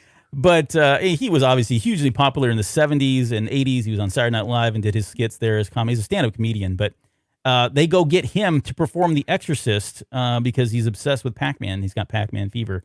And so Father Guido Sarducci shows up, and he doesn't actually do an exorcist. It doesn't go there. He just starts talking to him, and he talks him out of being so obsessed and saying, it's okay to like video games and all that, but anyways, it's just it was a good show. Like to your point, like I enjoyed these episodes as a kid, and when I was rewatching some of these, I was like, these really aren't bad. I don't understand why it did not get renewed for any more seasons than what it did. But ratings, Yeah, So well, that's why, of course, but right? what And led to those because ratings? Is it just people not interested? it What was do you in the think? same time slot as MASH, which was in its final season. Mm. Yeah, So it didn't stand a chance because everybody was yeah, it tuned didn't have a into that. chance. Everyone was watching the last season. I didn't watch MASH and remember watching the finale of MASH because everybody watched. Everybody watched it. Yep. Oh, here we go. Little Dinah Girl action. I Electra. enjoyed this show. Oh my goodness. All right, Electra Woman, Dinah Girl. I'll let you take it from here. No, kidding. This is ran from 1976 to 1977. One season, only 16 episodes, unfortunately. This was a Sid and Marty Krofft series, which probably tells you enough right there. I mean, either you've got to be hopped up on some kind of a drug to really truly appreciate, I think, Sid and Marty Krofft. Anything. But the episodes were interesting. They would do there's 16 episodes, but they were broken up into like half. So you'd watch the episode halfway through, they would cut and say, what's going to happen? Tune in to the next episode or we'll be right back. And they'd roll credits and they would roll the intro all over again. And I don't remember, honestly, that's how you see them today. I cannot remember if that's how it was when it came out. I was really young when this show came out, and I remember I have vague memories of seeing it. I think it was Saturday mornings is when they showed this, if I'm not mistaken. I could be completely wrong, but that's how I remember it. But this was not a show I watched, and primarily because it had Electra Woman and Dinah Girl, which I didn't really care for much. Now, yeah, it's something I probably would watch. It's no, I'd definitely watch it. I'd watch me some Dinah Girl. Here we go with the list again. Well, Dinah Girl hasn't made the list yet. I have to see some other stuff she's in. So it's interesting because this show was created by Joseph Ruby and Ken Spears, right? Both of those guys were Disney defectors, right? So when you watch this is the writing. It sounds familiar to you. And the reason why is that style, the tempo that the shows take, even the 15-minute segments, it's because these guys primarily did cartoons. So Ruby and Spears are primarily known for being the creators of Scooby-Doo. But they also did Plastic Man Comedy Hour, which we covered before, Thunder the Barbarian, Mr. T the Cartoon, Alvin and the Chipmunks. Wow. I mean, they did a ton of work, and you can almost feel this show being like, oh, this would be a lot easier if we just animated it versus trying to jack with these special effects and the special terrible effects were acting. Horrible. They were cheesy. They were over the top. Yep. So I had a question when I watched this show. These chicks are not even trying to hide their secret identities. No. They don't even change their hair. Nope. Like going pigtails around, and then bloop, she changes into her costume. They never actually showed that on any of the episodes I watched, so I'm assuming they just literally go and change, and then like, hey, are you ready to go? Yeah, I'm ready. Let's meet you out there. They would cut over, and they would already be in their uniforms. But it is clearly supposed to be a female Batman and Robin. You get the impression she's wide-eyed. I'm just focusing on Dinah Girl for obvious reasons. It's getting really uncomfortable right now on the show. Oh, I'm sorry. They weren't in Dynamite magazine. Oh, were they? I don't know. That's a good question. I don't know. All right. Look that up, will you? I'd be interested to see if they actually were on there.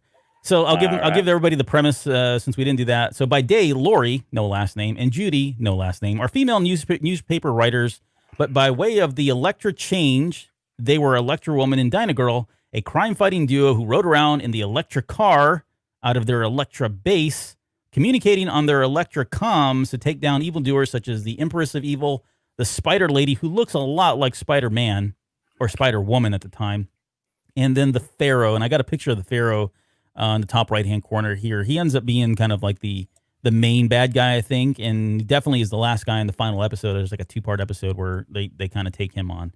Let's see. The show starred Deidre Hall as Electra Woman, Judy Strangus as Dinah Girl, Norman Alden as Professor Frank Heflin. If you know anybody else beyond that, kudos to you, because I couldn't figure out who half these people were. They fought all kinds of villains. I thought I had more in here. Maybe I didn't. I don't. But they called them Electra enemies, and there was a lot of them. There was all kinds of them. And again, like you said, this was right out of like the page of Batman. The 60s TV show was on that same level in terms of like corniness and production value and all of that. It's the Electra swing. They had a lot of different powers. They did, but ultimately, I think Steve Jobs watched this show because they just throw an Electra in front of everything like he like did with Apple and just said, that's what we're going with. Yep. Hey, I forgot what I was looking for because I started looking at images of Judy Strangis. She is still hot. Okay. You're looking, focus.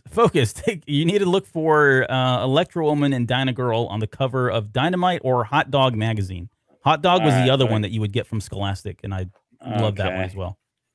All right, while you're doing that research on the fly there, let's see. So they did a reboot down here in the middle. You can see that. That was a 2016 reboot with two people I had never heard of. I don't know who Grace Helbig and Hannah Hart are, but apparently they're huge YouTube celebrities or reality TV. I don't know. I have no idea. I don't follow. But Legendary Pictures put this out. It was released directly to digital. I watched the trailer. I didn't watch the episode, but I did watch the trailer. And I think it's about what I would expect from two people that were not actors doing a direct-to-digital movie based on a Sid and Marty Krofft television show that ran in the late 70s. If that's your thing, go check this movie out because it's probably right up your alley. I don't know if it's good or bad, but it's again super cheesy. Even the more recent one here. I put this picture in here only because I had a cousin who had this lunchbox. At least I remember her having this lunchbox. And I saw it, and I was like, well, hey, I remember that. So beyond that, it was just a shiny object for me. Did you find anything?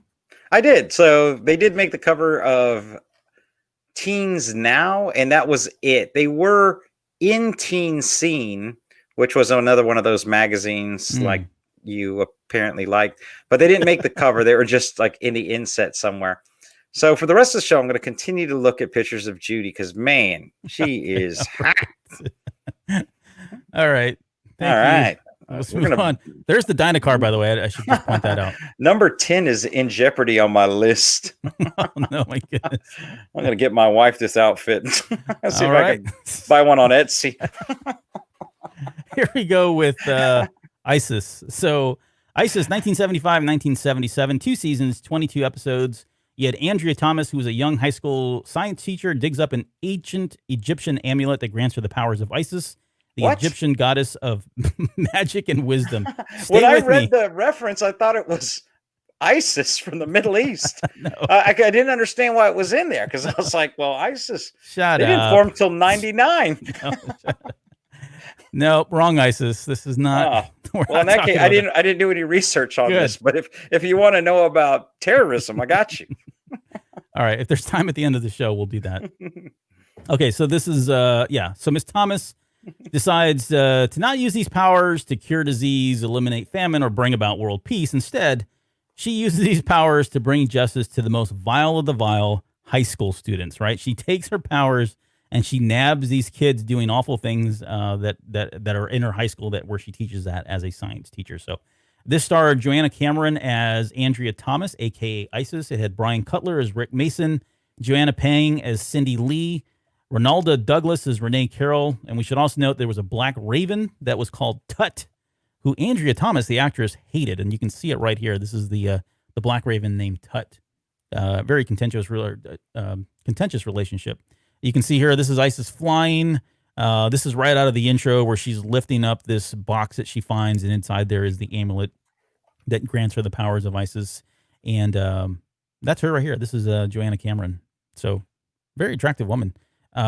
This show aired on CBS. Again, I think this was a morning show, if I remember correctly, along with Shazam. And they were on... Again, it was another show that I caught, and I was really young, 4 or 5 years old maybe at the time, and so I have very vague, light memories of this thing being on. I know my cousins watched this and Shazam. They were huge into that, and they're about 6 years older than I was, maybe 6 or 7 years older than I was when this came out. So originally aired again on CBS. They did 15 episodes in season 1, 7 in season 2. It's pretty campy, but I actually enjoyed this. Like, the writing's not bad. The special effects are, have a lot to be desired, but what do you expect for a Saturday morning television TV show about this kind of premise and all that? Yeah, her powers, she had great strength, telekinesis, she could fly, she had super speed, or at least she ran as fast as a gazelle. Is that what it says? She ran as fast as a gazelle? No, that was I don't understand any of these powers at all because, now that I've clicked to the right ISIS and turned my nerd brain back on, yeah, that's the goddess of fertility. This show should be Late night. Late night. So, yep. I don't know. Now this is you're looking at maybe you're looking at the wrong one still. I'm not. That's it. She's goddess of the moon. She should be out at night and fertility. And fertility. She was she has the credit as the first action female superhero in a lead role on television. So she predates Wonder Woman and Dinah Girl and all the other ones that we've talked about here so far. Wow. We talked about her hating that stupid Raven there. This has definitely got a Clark Kent. I mean, you can see her. She puts her glasses on. I didn't get a picture of her with her. Well, you can see her at the top right-hand corner. She's got her glasses there. That's her with Shazam. They would team up, and they had a couple episodes, I think 4 or 5 episodes where they were... Really? Yeah, they did stuff together. But the interesting thing for me was this was actually done by Filmation. So we talked about Filmation, and we talked about Lou Scheimer and what he did with both He-Man and what his studio did with both He-Man and She-Ra. But there are a lot of similarities, and I'm not going to break all these down, but Isis would say a lot, like she would talk and she would look at the camera. There would be the way she transformed into Isis.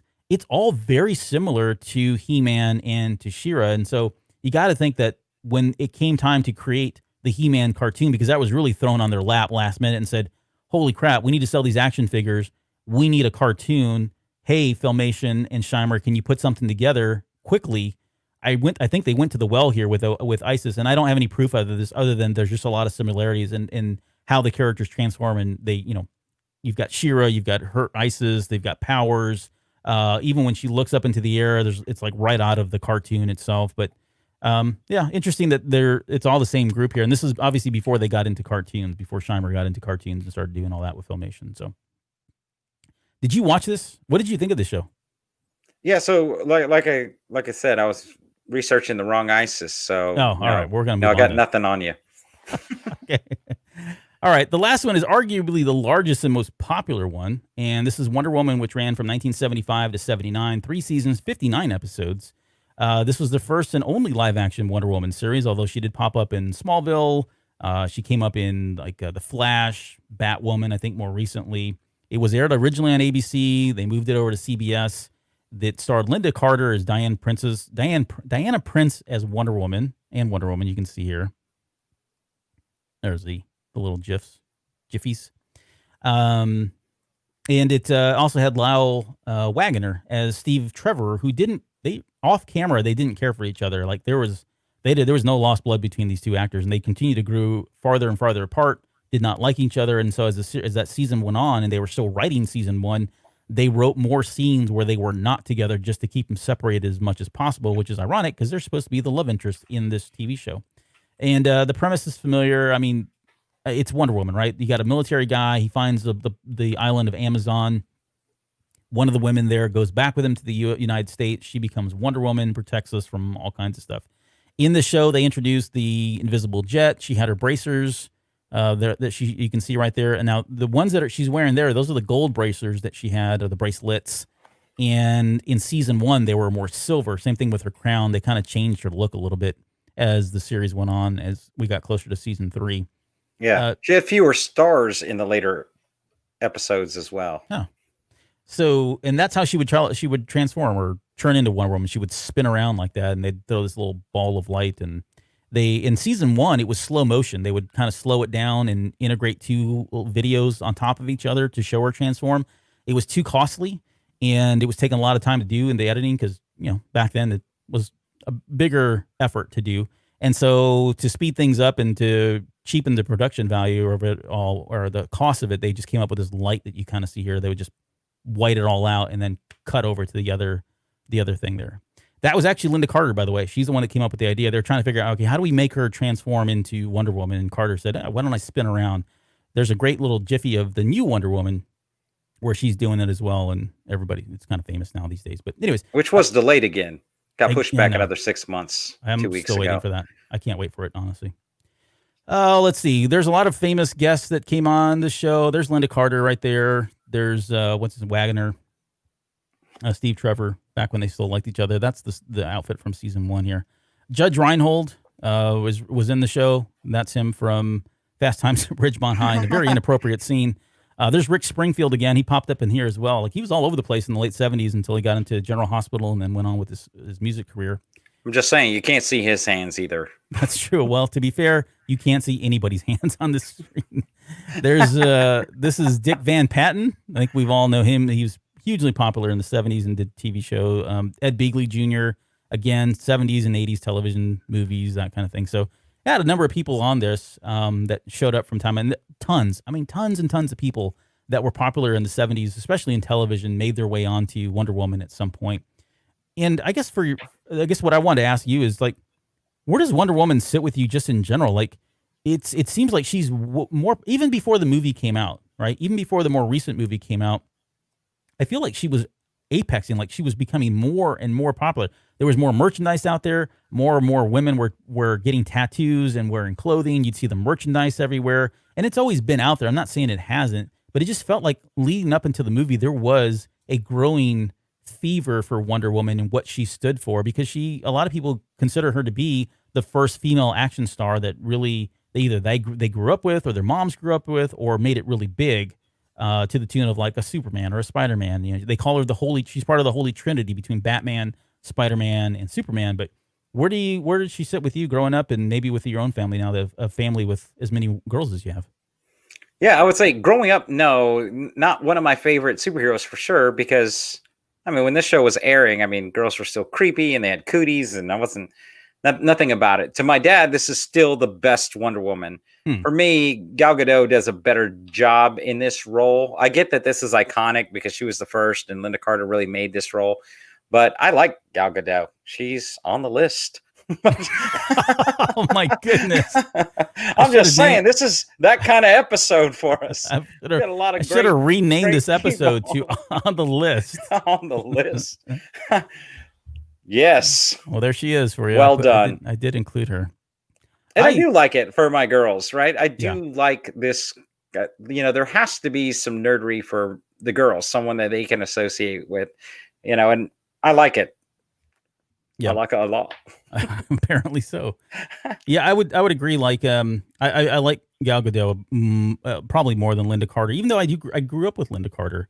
And funny thing is, Linda Carter got the role, and when she auditioned, there were a number of women, but three specifically that auditioned for the role of Wonder Woman were Farrah Fawcett, Jacqueline Smith, and Kate Jackson. They didn't get the roles, but they would come back together, coincidentally enough, later in 1976 in Charlie's Angels. So she beat all three of them for the role originally, but I think Gal Gadot is my favorite. I do Mine like too.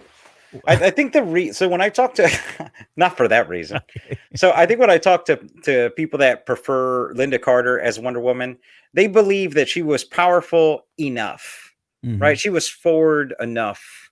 It was like where Gal Gadot is probably more accurate reflection of today's feminist movement, where back then she was a powerful role model, but it was still about her appearance, right? So I can't get people not to, when they compare these two Wonder Women, right? I think that's for older people. I almost always get that argument. They're like, she's not as endowed as Linda Carter. I'm like, yeah, but that's not what this is about. Right. Even though I still think she's hotter. Yep. Well, and what I like about the way they did Wonder Woman, the newer one, and the way Gal Gadot presents herself and the way she acted in this role, like, she is a badass. Like, there's like, it breaks. There's no gender for me. I mean, yeah, I get it. It's right there. It's right there in your face. She's a beautiful woman, but this is one of those first characters, through the acting, to the writing, to the directing, that you really, it's not in the way. It's not in the way like Linda Carter is, right? You see Linda Carter and you see her for all her physical features before you see her for the character and what she's trying to do with the character. Great. That's actually an excellent observation, because like if you look at the Batman v Superman movie, when she shows up, you're like, oh, it's going down. Like, yeah, you're not like, wow, she's so hot. It was like, oh, she's here for some business. It's going down. Yeah, very well done. But yeah, I enjoy Wonder Woman and what she stands for, and I'm looking for. I really wish they'd get this stinking movie out. We've got a friend, by the way. Can I say this on the air? I don't know if I can or not. Hopefully, I don't get myself in trouble. But one of our, she's been on the Cantina Cast a number of times. So Maggie Lovett, we had her on the show for a number of episodes when Jonesy was on his little sabbatical there for a while. But she actually is in Wonder Woman, and she'll be in there. She's got a small role, minor role. Don't get me wrong, but so I don't know, Maggie, if you're listening, and she does Petticoats and Poppies, which is another show that is on the Ear Glue Media Network, which I produce. So just a plug for that as well. But she's in that movie, and she's been anticipating this movie coming out for a very long time because she's in the freaking movie. So anyway, we're all looking forward to it. Hopefully, it's going to turn out to be as good as the first one. Okay, I meant to bring my poster in. I have a full size poster. It's mounted. It's in another room, and I'm not going to run and grab it. But it is a Say Anything movie poster that I got years ago that I cherish to this day. But we're going to talk about Say Anything. The reference is: once in a supreme act of desperation, I stood outside her palace gates for 2 solid hours with a boombox over my head, blasting "In Your Eyes" by Peter Gabriel at full volume. And this is one of those references where he says it, but he doesn't give you the reference itself. But come on, if you grew up in the 80s or you know late 80s, you know what that reference is. It was in the movie itself, Ready Player One. There's a scene where you can see the radio being held up. Of course, it's at the battle and not during a love moment by any means, but that's exactly what he's talking about. So I'll turn it over to you. Tell us about In Your Eyes by Peter Gabriel and Say Anything. All right, so it was released in 1989, the first film directed by Cameron Crowe, who, maybe went on to make a movie or two. I don't know. Yep. Starring John Cusack, who is Bryce from 16 Candles, Ione Skye, who is from this movie and also has a bit role in Wayne's World, John Mahoney, who's the dad from Frasier, and Lily Taylor from The Conjuring. All right, so here's a synopsis. Aspiring kickboxer Lloyd Dobler wants to date a smart chick before college, but her dad doesn't approve of it. Mm-hmm. So spoiler alert, turns out her judgy father is embezzling money from old people. He goes to jail. They go to England. Roll credits. Does anything else happen in this movie other than what I just described and a boombox scene and some random kickboxing? Does anything happen here? Probably not. I mean, I guess that's fair. No, I think you nailed it. Excellent. So great soundtrack. A lot of celebs make cameos in this film. At the time, Ione Skye was dating the lead singer of Red Hot Chili Peppers. That's pretty cool. Yeah. So I thought what we do, Albert, is play a little Gunter game because there's so many cameos in this. And so what we're going to do is we're going to go through a few actors and celebrities. You tell me whether or not they are in the film. Is that one of the Wilson Phillips girls in the bottom left-hand corner? That's China Phillips. China Phillips, there. Yeah. China Phillips is right there. Okay, why don't you name the actor and tell me whether or not you think the actor is in there? Okay, so I don't know all of some of these. I don't even recognize. Well, some of them I do recognize. I don't think I recognize. Okay, we'll start. I'll tell you what. I'll name them. Jeremy Piven. Jeremy Piven. That's him. Whoa! Hold on here. I'm going past. Is Jeremy Piven in this film? I'm gonna say no. Yes, he is. How about Don the Dragon Wilson? Don the Dragon Wilson. No. Yes, he is in the movie. In fact, he's when? Is he training, doing the kickboxing? He is. So he's in the dojo. So he's actually in the same dojo that was used for the Cobra Kai in frickin' Karate Kid. It's the same location. Huh. So he was actually the stand-in for John Cusack. John Cusack went out to a party one night, and so there was kickboxing scenes that need to be done. They brought in Don the Dragon Wilson to do it. He kind of looks, right. I can see the resemblance there with him and Cusack. Yeah, no. All right. You know this next actor. Yep. I'm going to say no. So no, he is not in this. No. All right. You are correct. He's not. Although he was considered for the lead role at the time that the movie was filmed. He does a really mean Jack Nicholson, by the way. He was supposed to be the next Jack Nicholson. I know. So never got that going. All right. Next, we got Nancy Wilson from Heart. Why would you throw in Nancy Wilson from Heart? Is this a red herring? I'm going to say Nancy. Well, I can't even imagine that she would be in this. So I'm going to say no. Nancy Wilson was not in. She is. She was actually dating the director at the time. So she made the film. Here's a softball. Joan Cusack. Joan Cusack definitely in the film plays his sister. That's right, because Joan Cusack plays his sister in every film he's ever made. They look exactly the same. All right, next, as you pointed out, China Phillips. China Phillips, no. China Phillips is in this movie. Are all these people in the movie? You just put them in? All right. This, It's the dad from Dirty Dancing. yeah, Philip Baker Hall. Is he in this film? He also plays Lumiere in Beauty and the Yeah. Beast. Wow, nicely done. Is he in the film though? No. Yes, he is. He is You also son in of a- this film. Why How are you about Baby doing- Neilworth? No. Yes, she is. She is also in this film. Okay. All right, who is she? Do we know?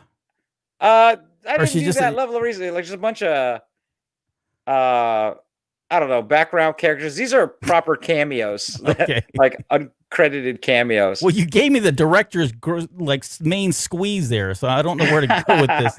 I know some of them. How about this next one? I can't even think of this girl's name. Donnelly. Isn't that Donnelly? Yeah, there you go. Yeah, she was. She's on my list. No, I'm kidding. Yeah. I wouldn't blame you. Donnelly. No, she's not in this movie. She is not in this movie, although she was considered for the female lead that Ione Skye took. She decided to make another movie. I think you know what it was. Yep. And last, Stone Gossard from Pearl Jam. Is he in this? No, he's not in this. Yes, he is. He's the cab driver. What? Are you kidding me? No, he's in this movie too. So this movie's chock full of people. How old was he when he was in this movie? All these guys are pretty young, right? They were so. Ione Skye actually was dating Anthony Kiedis for about 4 years, and they lived together for a bit. So there was a rumor going around that Under the Bridge, after the breakout, that song by Red Hot was about her. But the only thing that really was Scar Tissue. If you read the book Scar Tissue, that was written by Anthony Kiedis, there's actually a nude photo of her and Anthony Kiedis in the book. Did she authorize that? Allow it to happen? I guess she had to. I don't know how that works. Huh. I'm not even sure if we can legally put these photos up on your podcast. I don't know what photo you're talking about. There's nothing on the screen right now. That's right. Well, I pretty much knocked that one out of the park. You killed it. Thank you for including all the actors or the head cameos in the movie. So really quickly though, on Say Anything, this is one of my favorite love theme movies or romantic comedies, if you will, ever. And that's why I have this huge poster that's framed. And for me, it's a lot of it is, like you said, it's when I think about like love and romance and courting and all that, like this is what we would do in the 80s and 90s. But like, to your point, man, like you think about what he does in this movie and you can name off a number of other 80s movies and just how persistent they are. That persistence now is, I mean, it's like you would check yourself before you did it because you can't, right? I mean, there's just socially not acceptable to do some of these things anymore. You hanging out, like you said, at somebody's house at midnight with a radio overhead playing music, you're going to get the cops called on you, and you're probably going to get a restraining order called on you. But back then, it just seemed like, oh, that was just that's how much he's in love with her. He'll go through no end to be with this person, and you can't. I mean, even like today, you can't go that route, even like on social media, without getting somebody banned or somebody banning you or reporting you to Twitter for, stalking or following you or any of that stuff. I mean, it's just a crazy different world. And maybe that's not crazy. It's probably not the best word, but it's a very different world today. And I don't think these things hold up anymore, but that's what I think of when I think of, romantic comedies. And I always love that line, the tagline, by the way, a Lloyd meets girl, which I thought was genius, but that is a Dobler. Like he's always a Dobler. Like Lloyd Dobler's currently in a movie or television series on Amazon Prime called Utopia. It's a remake of a British thriller show / sci-fi. I think the listeners to this podcast would absolutely enjoy it. I loved it. We power marathoned our way through it. It's great. Good stuff. Hey, okay. Yeah. Since you're such a big Say Anything fan, there is a quote from this movie that is in AFI's top 100 quotes from movies of all time. Is it the building stuff? I don't want to sell anything bought, sold, or is it that one? No. Then I know what it is. It's I gave her a pen. I gave her my heart. She gave me a pen. You are correct, sir. Yep. Circle gets the square. Boom. I'll take Jim J. Bullock for the block. Oh, hey. Jim J. Bullock. Hello. Thank you. Hollywood Squares. Free. It's not even in the show notes. All right. What is going on here? You know what's going on. So this is Hulk Hogan, Andre the Giant. Do I have the quote for this one? Bob Saget. I forgot to put this, I'm going to bunch it myself. I do not have it. Dang it. All right, kick it You off. don't have it? Talk about Hulk Hogan. I'll pull it up. Talk about Hulk Hogan and Andre the Giant. This is in reference. It's to H's feed, right? He's showing. That's right. I think he says he's showing like he is classic. currently showing a WWF match from the late '80s featuring Hulk Hogan and Andre the Giant. Yes, I didn't even bother checking Daito and Shotos. All right, tell me about it. What do we got here? All right, we've got Physic, Andre the Giant. Love it. So Hulk Hogan and Andre the Giant basically were the WWF and to a large degree in the 1980s. And they actually first met in 1977, and they first fought in 1980. And at the time, Andre the Giant was a good guy, and Hogan was a bad guy. And so in wrestling, as you know, and you remember WWF, I know you watched it. I did too. At least I didn't watch it until my 20s, like a lot of people I know. When did you stop watching wrestling? Oh, stop watching, or when did I start watching it? Stop. So I probably tapped out right around the late 80s, like maybe I don't know when they changed to WWE, and I don't even know the history of that, but right around that time or right before that time is when I tapped out. I'm going to say late 80s probably. So I do know about that. The whole the World Wildlife Federation basically said no, that belongs to us, to WWF. Mm-hmm. So they have changed their name. But I would say I'm about the same, probably like 87. I followed it through its peak, and then it kind of tapered off because wrestling storylines, they're like soap operas. Like if you watched wrestling today, it's like the same plots. You know, they just recycle them like every year. They just get recycled with different wrestlers. So to me, it was kind of corny. I never thought it was real. I was never one of those guys, but I did enjoy it for a period of time, probably from 84 to 88, maybe. Right? That's probably, I stopped watching, I bet you right at high school is when I stopped watching. Yeah, that's probably true. Yep. Yeah. So these guys first fought in 1980 and they fought 16 times that year. Andre won most of them because he was the face, with the bad guy being the heel, if you haven't seen The Wrestler. Yep. Great movie, by the way. Yeah. So it was 1980, within those 16 first fights, was the first time that Hulk Hogan actually body slammed Andre the Giant. Right. But most people don't remember that occurring until 1987 at WrestleMania 3. That was like when the body slam heard round the world occurred. Yes. That was a big deal. Like they were they were talking about it. They were hyping it up. You knew it was going to come, but they were talking about how I think if my memory serves me right, or I think it was no one had ever done a body slam on him, and this was going to be the first time. If anybody could do it, it was going to be Hulk Hogan. Yeah, so by this time, over 17 wrestlers had body slam Andre the Giant, right? So he wasn't the first to do it. There was a technique for them to do it where Andre was doing most of the work. Jake the Snake was on Joe Rogan's podcast. He kind of goes through the technique. Jake the Snake is actually body slam Andre the Giant, but he said he was a rough guy to get in the ring with because he really just didn't know his own strength.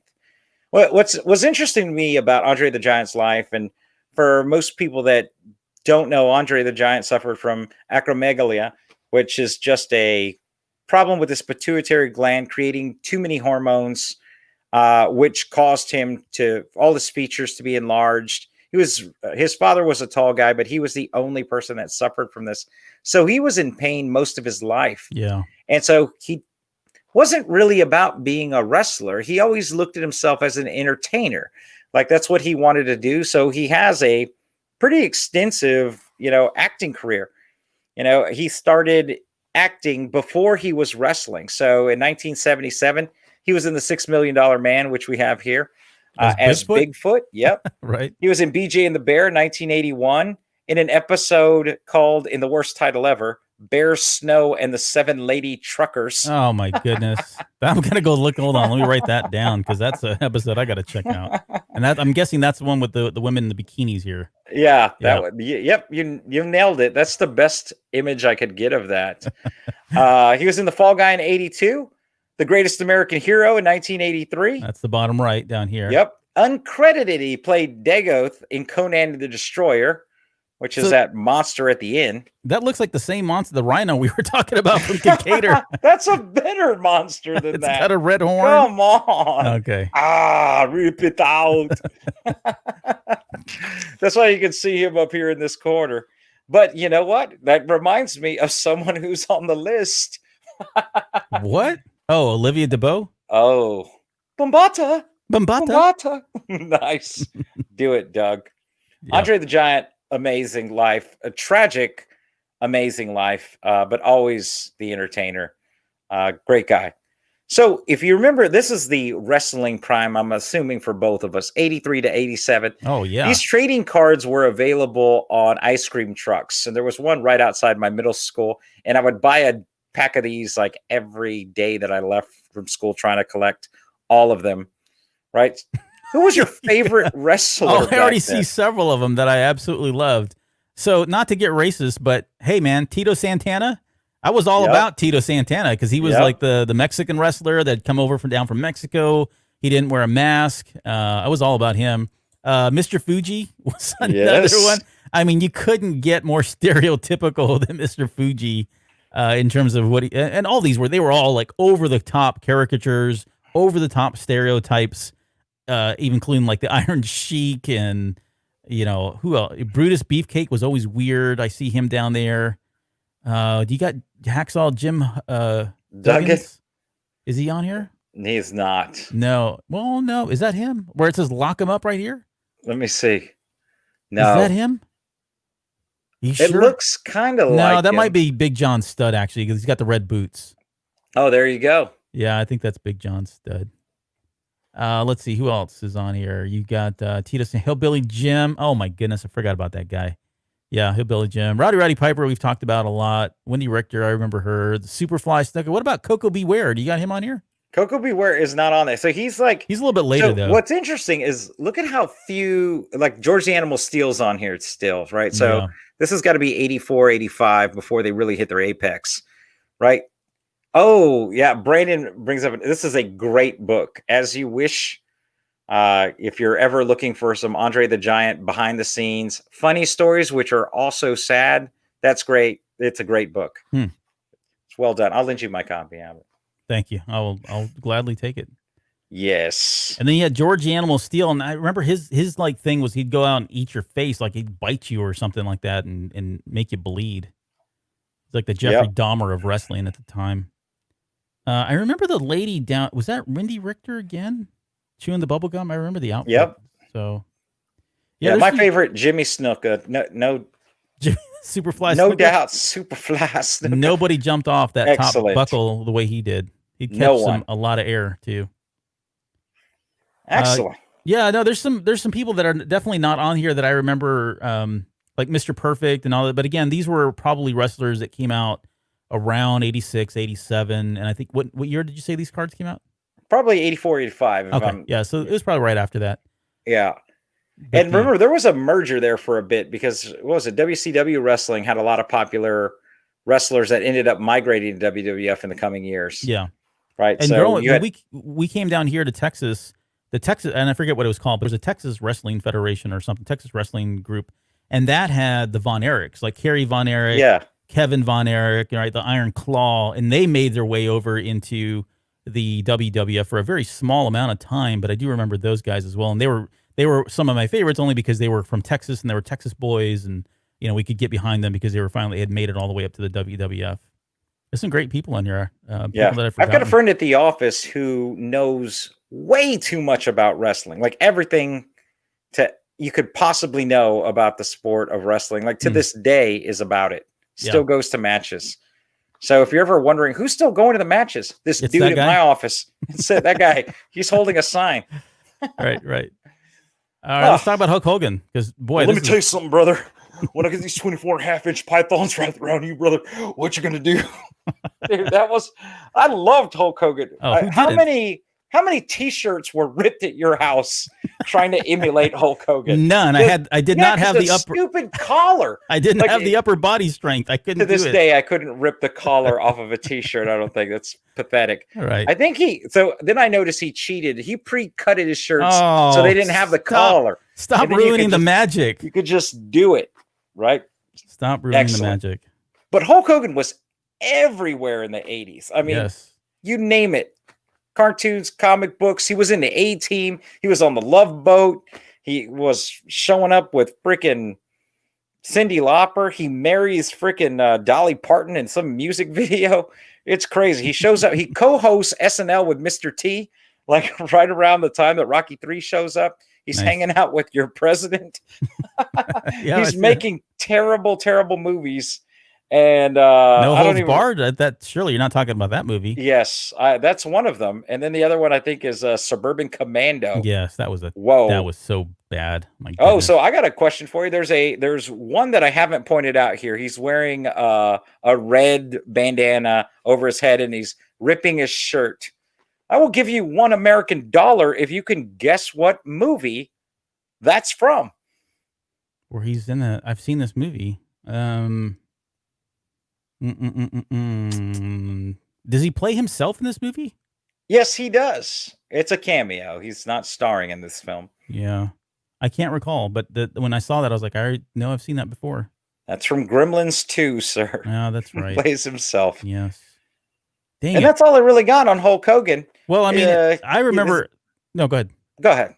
Well, I was going to say the wrestling cartoon, that was something we watched a lot. And you can see like the Junkyard Dog in there. There's Hillbilly Jim, Captain Lou Albano, Tito Santana. I'm just naming them off here. Mr. Fuji, or was that was the same character that was Mr. Fuji, but he was like the guy with the hat and the cane. I forget what his name was then. Maybe it was Mr. Fuji still, but I'm pretty sure that was him.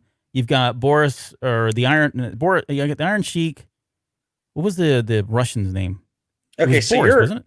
So you're cool with that wrestler cartoon character having the cane and the big hat, but a gorilla from outer space can't have it? No, he's from outer space. Obviously. You can't wear that. How can it be racist? It must be, it's more speciesist than it is racist. Than anything else. I see you got the WWF Superstar cereal. I think that was was it Ralston that did that cereal? The ones that did all of those from that time. Like they did E.T., G.I. Joe, all that. Ralston, I think, is the name of the company. But, no, C-3POs. That was what they were. It's terrible. Yeah, I mean, Hulk Hogan definitely has got his place in American culture. I mean, everybody loved him in the 80s. You couldn't get away from him. He appeared in just about everything. And we didn't even mention the reality show where I think people got a different view of him when that came out. What was that, like 2000s maybe? When he had his reality I never TV watched show? it. I didn't either. I didn't either. And there was no other reason other than I was probably watching something else that had my interest way more than that. But I don't know. I have fond memories of him. I don't know anything about him, like, you know, where he stands politically or any of that. Well, you got to eat your vitamins. You got to support America. Yeah. Like, how can you not? He's a real American. It says so right. His intro music. His intro music says it. I'm a real. Gotta love it. Yep. Yeah. Let's move on because we're way over on time here. Yeah, I am. I'm getting called out as a poser for getting Gremlins 2. Yeah, how did you not get Gremlins 2? I mean, Gremlins, it was a box office success. It's not one of my favorite movies. I will say that. I like the movie because of the Gremlins, but not something I watch with any kind of regular consistency. We'll make this one real quick. Look, see, and that's why I was worried right there. But it has Phoebe Cates in it. It does. She's on the list. Oh my gosh. JR says the reality show ruined Hulk Hogan for him, and that's my fear. It's like when those reality show comes out, like you get a whole different view of them, and I don't want that to be tainted. I want to remember Hulk Hogan as the real American hero who would, you know, save me if I was ever getting pounded by Andre the Giant. And that sounds absolutely horrible. You know what they say, Albert?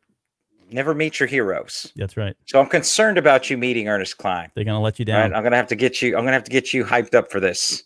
Well, we'll know. I'll get to meet my hero here in December 2nd. So listen, let's talk about this book here, Galapagos by Kurt Vonnegut. We've talked about Kurt Vonnegut back in chapter 6, but this novel gets called out here specifically. And the quote is, let's see, Bob Saget. Do I have that one? Nope. Hey, you want to pull up that quote too while we're at it? You might as well just go ahead and pull up Kendall as well, or while you're there. But he makes reference of the Mandarix, and I think the Mandarix in the novel is a word that's being used for the translator, if I remember correctly. So when they go do the live action or the challenge for Ultraman, on planet Takusatsu, he mentions that there's the Mandarix, which allows him to talk to them and hear everything, and it's basically a translator, right? That's exactly right. Yeah. So, and it was also a Japanese language quest created by GSS's Hokkaido division. By the way, the Hokkaido island is where Gamera is from, a reference from earlier in the chapter. That's right. I could have tried to complete it on my own using the Mandarix real-time translator software installed in all Oasis accounts, but it would have been risky. Thank you for that. And so the Mandarix, let's talk about the book first, right? This is what's that? I like Brandon's style. What does he say? Okay. Oh my goodness. Okay, hold on. Okay. Stay on topic. Stay on target here. So hey, what do you think Judge Ronhold was looking at in the picture you put earlier? Phoebe Cates. I know. That's what he was thinking about. All right. Where are we? Oh yeah, here we go. Galapagos by Kurt Vonnegut. Written in 1985. It's the premise is there's a group of people that are marooned on an island in the Galapagos. Suddenly the world goes under a pandemic disease that renders everybody but those people infertile, so they can't make any more babies. And these folks are the only people that can reproduce. They end up bringing human civilization again. It fast forwards to like 1 million years later. The whole story is being told by the ghost of a character who's the son of a famous character that Vonnegut writes about. And when you fast forward 1 million years, these human beings have now evolved into like these sea lion creatures, right? And so the whole book really is about Darwinism and evolution, and it's littered with all kinds of future technology devices and that sort of thing. And so the one thing that they mention in here is the Mandarix, and this is a passage from the book here of talking about the Mandarix. It says, on the face of each was an identical screen on which images could be caused to appear. Each had a microphone the size of a pinhead in the upper right-hand corner of the screen. Both were highly accurate clocks and perpetual calendars. And that's the extent of which and it does translation and does all this other stuff. But it's funny, back in 1985, what they're really talking about, I mean, we would just consider a phone today, right? It does all of this stuff. Although I think he was probably writing as though he was thinking about little handheld computers. All of the things that we have today and all the things that there are just kind of what we can get in our cell phones today. So it's kind of cool. There was the only other thing that I ran into was there was actually a play that was done on this a novel called Galapagos. It came out in 2014, and they went all out. They got a full orchestra. They had some video projections, some stuff going on. They did some choreography as well. Super psychedelic show that was happening with the novel. I've never read the novel. I tried to find a copy of it, physical copy, and I didn't. I can buy it digitally, but that's not my thing. So I will send you mine. I've heard it's great. I've heard a lot of people talk about it. It's awesome. Like it's his best book. No, it's not his best book. Slaughterhouse is his best book. Yeah. I mean, this is a good book, but you have to enjoy Kurt Vonnegut's writing style, right? So he self-described, writes his books as mosaics, which means they are non-linear, right? Reading this makes, reading Game of Thrones novels seem like frickin' Dick and Jane books. Right. So Kurt Vonnegut, none of this, you're correct. First of all, this story, Albert was not exaggerating. It takes place over millions of years with the same dead narrator, a Vietnam War veteran, telling this story about this evolution. But it's little snippets.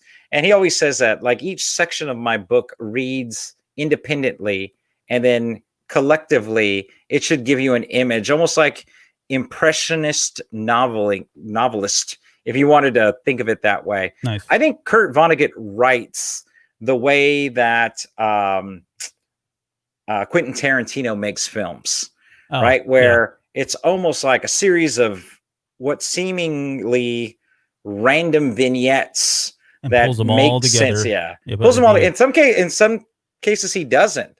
He leaves questions unanswered, and in some ways on purpose, but it's not unique to Galapagos. He writes that way. And this is one of his later books, right? It's in the 80s.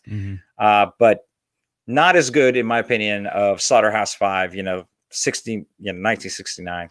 That was probably the height of it. And really when he was writing about his interment in Dresden and going back and visiting those sites in the late 60s. Right. Well, good. I'll gladly take a copy if you've got a copy. I'd love to get my hands on that. Well, we should go from high literature to Ken dolls. That seems appropriate. Let's do that. Yeah, no, I'm with you there. I'm trying to pull the reference up because somehow I lost all these in my notes. But here he goes. It says, do you got it there? This is terrible. I shouldn't have done this. You need to check this next time on the show notes and tell me, hey, Albert, you idiot, you forgot to include it. Yes.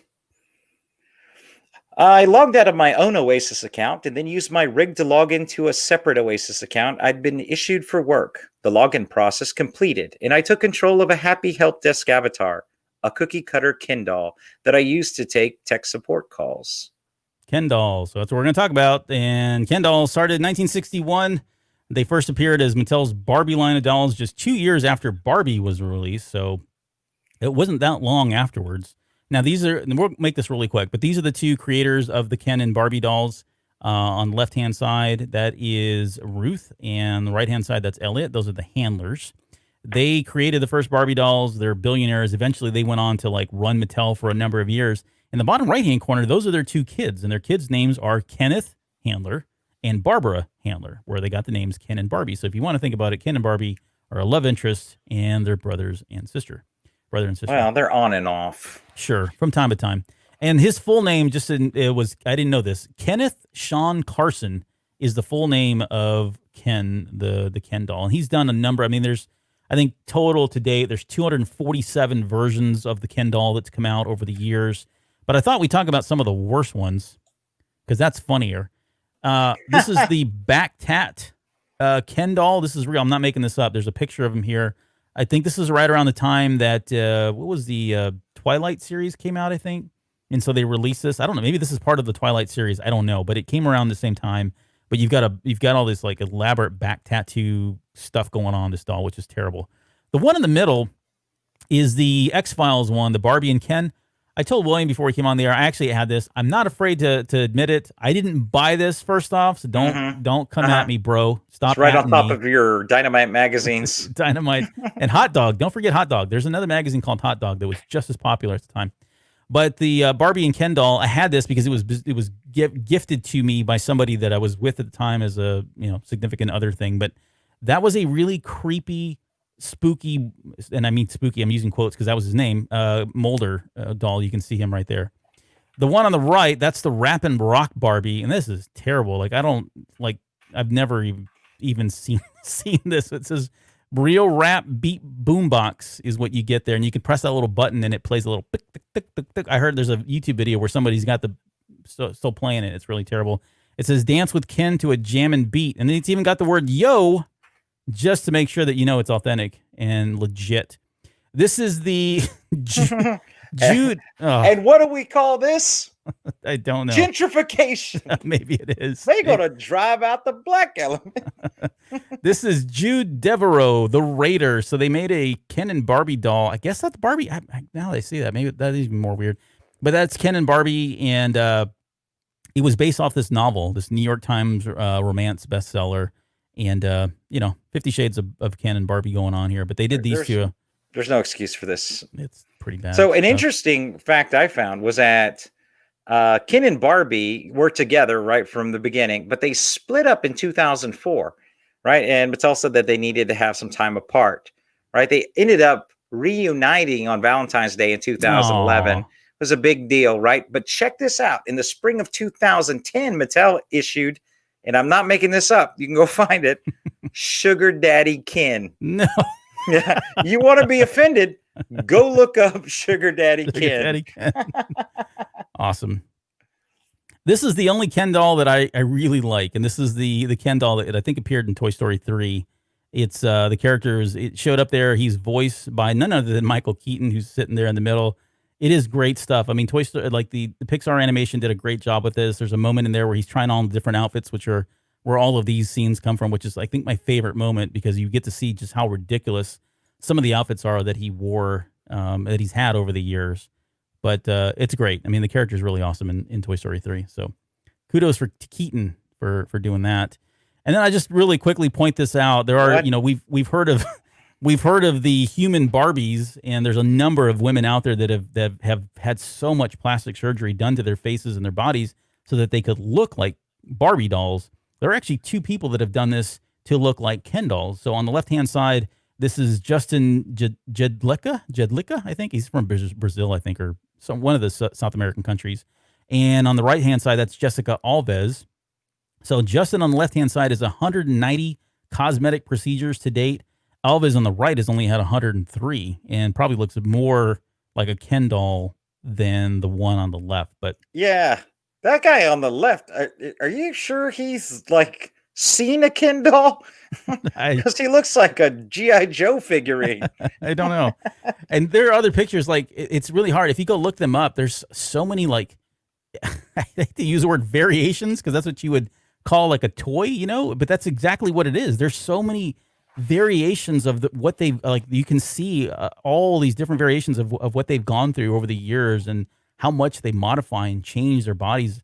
And neither one of these are really, they don't do anything. Like, I think the one on the right-hand side, I think Jessica is now a celebrity, and she's only a celebrity because of this, right? This is how she got her claim to fame. And the one on the left, Justin, I think the same thing. I don't think they really do anything. Like, they're not actors, they're not anything else. They're just people that spend a lot of money, get a lot of money to get cosmetic surgery, and are famous because of it. And here we are talking about them on Interesting. a podcast 2 hours and 15 minutes into. That's about Ready Player One. Well, Jessica looks like nightmare sauce to me.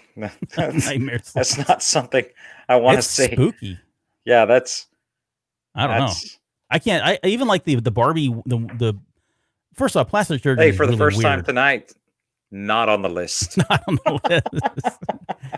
I don't know, man. Anybody with plastic surgery, for the most part, like, it's just so weird. And you see all these actors and actresses doing it, and I get why they're doing it, because they're trying to ensure that they have that look and they want to continue to work. And there's a lot to be said about what happens to you as a Hollywood actor once you're no longer popular. You're starting to look old, and I get all that, but man, sometimes it's so distracting, and it just doesn't look real. It doesn't look. I mean, I don't know. I could go on a soapbox about how many of them have done it and didn't need to do it, but we're not going to because we're way over on time. Here's Ultraman.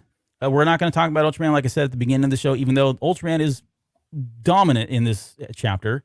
We're going to kick it over to 25 and 35. So either chapter 25 or 35, we'll come back and revisit Ultraman. I think Ernie Klein does a great job of explaining who he is and all that in this episode, or in this chapter. But I did want to point out, this is the beta capsule. You can see Hayata holding it up here on the left-hand side. There's a closer image of it right there. And then you can buy the replicas, all kinds of replicas on wherever.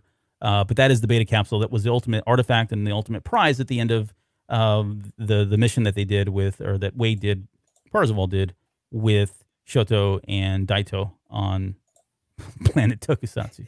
What are you doing there? Sugar Daddy Ken. Sugar Daddy Ken.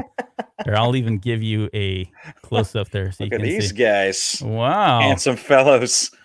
That Nicely nothing says done. Sugar Daddy like a lime green paisley. I don't know what that is. Sport Actually, there was a meme out there that says, this outfit doesn't say Sugar Daddy as much as it does, I'm going out to enjoy a glass of Chardonnay with my partner, Simon. Yeah. It's like not even, that's not, I don't know why they would call it. Well, maybe, I guess you could be a sugar daddy in both ways, but who knows? All right, here's the final thing we have, and I promise this will be the last one. This is Fred the Baker.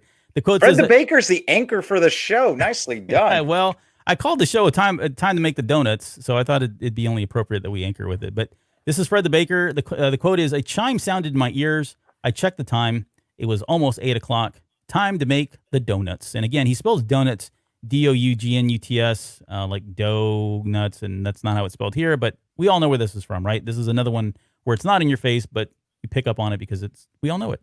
And this was the slogan that was used by Dunkin Donuts. So quickly, Dunkin Donuts was started by Bill Rosenberg in Quincy, Massachusetts in 1950. Really hasn't been around that long, to be honest, with all things considered.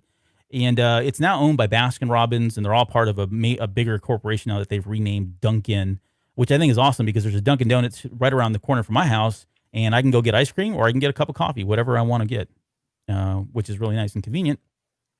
And from 1981 to 1997, they had this actor by the name of Michael Vale, who you see on the left-hand side, who played Fred the Baker. And the tagline was, it's time to make the donuts. And what they were really trying to do with these commercials, and there's a number of commercials, and I think over 100 of these commercials were produced that where they were with that tagline of it's time to make the donuts. And what they were trying to sell was the fact that the Dunkin' Donuts would not only make donuts in the morning for the morning rush, but they would continue to make them all throughout the day, or at least twice a day, as they would advertise, and so that you could always guarantee to go in there and get a donut whenever you wanted. That said, the Dunkin' Donuts that I go to, they make donuts one time, and in the morning, and once it's about 9 o'clock, they're done. Like I've pulled up so many times, and they have no freaking donuts, like none, and not even like glaze.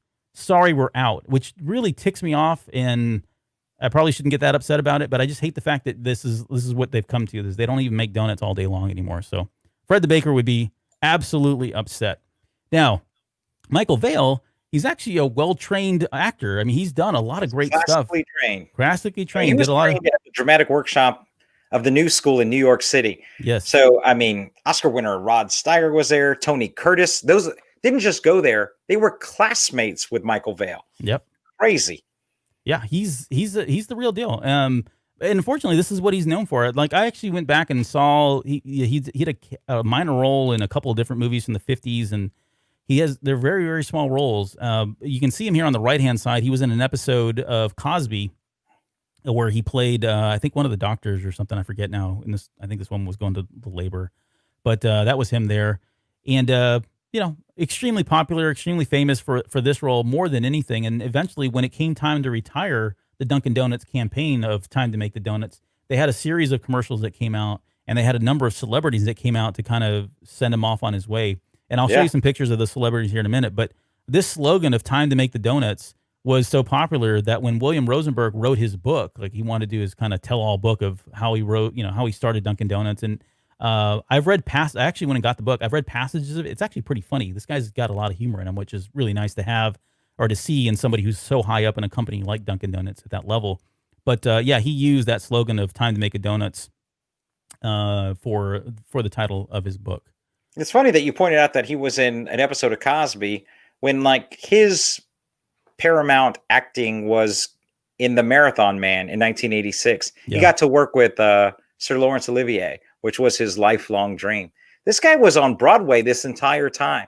He did over 700 performances on Broadway at the same time that he was doing all of these commercials.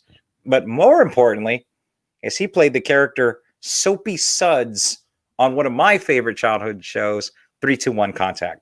Really? I didn't catch that. I didn't get that one. Yeah, that's what we use that for the contact page on our show notes. 3-2-1 Contact. Nice. That's cool.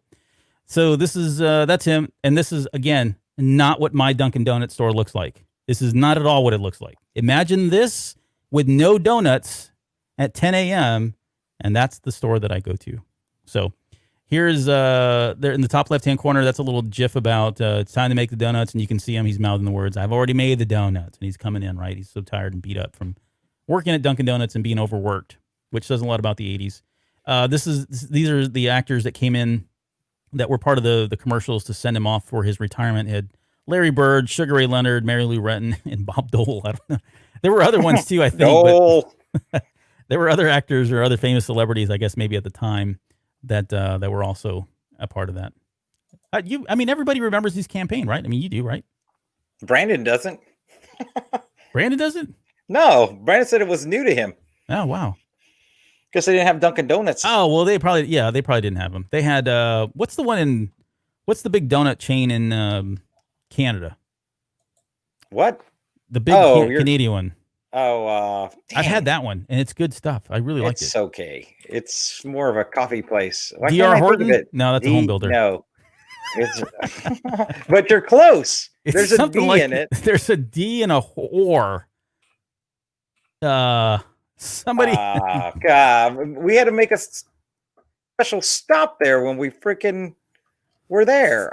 This is terrible. It's terrible. Canadian Dunkin' Canadian donut. I don't know. It's like a breakfast place. Somebody help. Tim Hortons. It's Tim Hortons. Tim Hortons. What did I say? Go. I said D.R. Horton. Well, you were close. I was close. There you go. Tim Hortons. Like, we're at a Tim Hortons every time we go to Quebec. I probably go like 5 times a year. Yep. Hey, now you're gonna be so disappointed. Well, like every freaking train station has a freaking Tim Hortons in it. Yep. But it was like last night. I couldn't remember Saul Guerrera. Hello. Anyways, that was on Cantina Cast. All right. So yeah, Dunkin Donuts is my favorite too, by the way. I have a little card. I've been a member, and it's the only thing I drink. There's plenty of pictures on my social media pages of me drinking Dunkin Donuts too. So I thought I'd ask you this quickly. A very last thing we'll do is play this little game. I've got 5 donuts up here. Oh, by the way, do you remember when I worked at H-E-B and I made donuts? I did not know that. I did do this for not know that. About 6 months at one point in my life. I would get up about 10 p.m. I would get to the grocery store at about 11 p.m. is when my shift started, and I'd work till 7:30 in the morning, and I would literally make donuts the entire time. What year was that? So this is around 1995 that I was doing this. Oh, so I think you're in the military. I was keeping the world safe from communism. And I was keeping everybody fat by making donuts. And there's actually a technique. There's an art to making donuts. And it's funny, we were talking about Michael Vale. They asked him at one point, did he ever make any donuts? And he said he only made one, but wasn't really good at it. No. But it is a lost art, if you will. So I happen to know a little bit about donuts. So now that I've vetted myself, here I'm going to show you 5. I'm going to show you 5 donuts, and I just want you to tell me what. And these are softball, I think. So what's this first donut here? What do you think this is? So I'm gonna go with the old glaze because I see a little sheen on it, but it could be a cake donut. Yeah. But I'm gonna go with that. It's a glazed donut. What about this one? Oh, what is this freaking cream-filled, chocolate-covered thing called? It's called eclair? No, it's not eclair. Nope. It's got the same ingredients, doesn't it? It's sure. just flour, sugar, and stuff. It's like Mexican food. What's in it? I don't know. What it is. Meat, I don't know what it is. Cheese, tortilla. Every Mexican food that way. This is a Boston cream. Boston cream. Yeah. What about this one? Hey, that's a bear claw. That is a bear claw. If that's a bear claw, I'm gonna have to gaffle you. Yep. As made famous by Ice Cube. What about this one? Frankly, I didn't know. I just realized I don't know what any of these are called. I just point to them. Like, give me that one of those. Give me 2 of those. Give me one of those. I don't know what that is. This is called a tiger tail. Really? I have never heard that in my life. Tiger tails. Never. The way you make this is you have 2 strands of dough. One's colored like that, and you twist them. You twist back and forth, set it down, proof it, and then throw it in, fry it, whatever, spin it. Okay, and then that is a donut, I promise you. But what kind of donut is that? I've seen those. It's a fritter, right? It's an apple fritter. Yeah, it is. I don't know that it's apple fritter, but it's a fritter. It is a fritter. Yep. Good job. Yes, we do have Krispy Kremes in Texas. Although I had Krispy Kreme East Coast first, and then Texas. When do you say Krispy Kreme got here? Like 15 years ago? So they got here. Yeah, that's probably about right. I mean, yeah, and it was a big deal when they came to Texas, like huge deal, and it is to this day. Like even when they open a new Krispy Kreme that's only 2 miles away from the other one, there's like a line 2 miles long, and it's like, dude, you can go 2 miles south and pick it up for there's no line at that one, but you'll wait here for 2 hours to get that one there. Yeah, they're the Krispy Kreme fanatics. They go all over the place. It's bizarre. It's like a cult thing. Yeah, and they get the hot donuts. I'm not so. Full disclosure, I am not a huge fan of Krispy Kreme donuts. They are too sweet for me for some reason. If you can eat 3 freaking Krispy Kreme donuts, like the chocolate iced ones, because they don't make like a cake donut. Everything gets the glaze. Everything gets glazed. And then they just add stuff on top of it. Dude, I can't eat it. And there's like, so there's so many runs of glaze that you do. Like if you want just a normal run, it would be like 2. You go once over and then once back. That's a normal glazed donut. And depending on where you are, like Krispy Kreme, I think they go over it several times, and it just keeps adding layers of that. Oh, I thought they had some kind of robot machine that kind of just maybe put it on there that you could.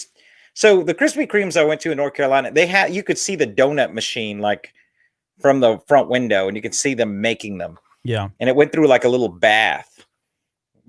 It probably does. Like I said, like, remember, okay, first off, I'm old. I know you're old school. You're doing it by hand because you're an artisan. Yeah.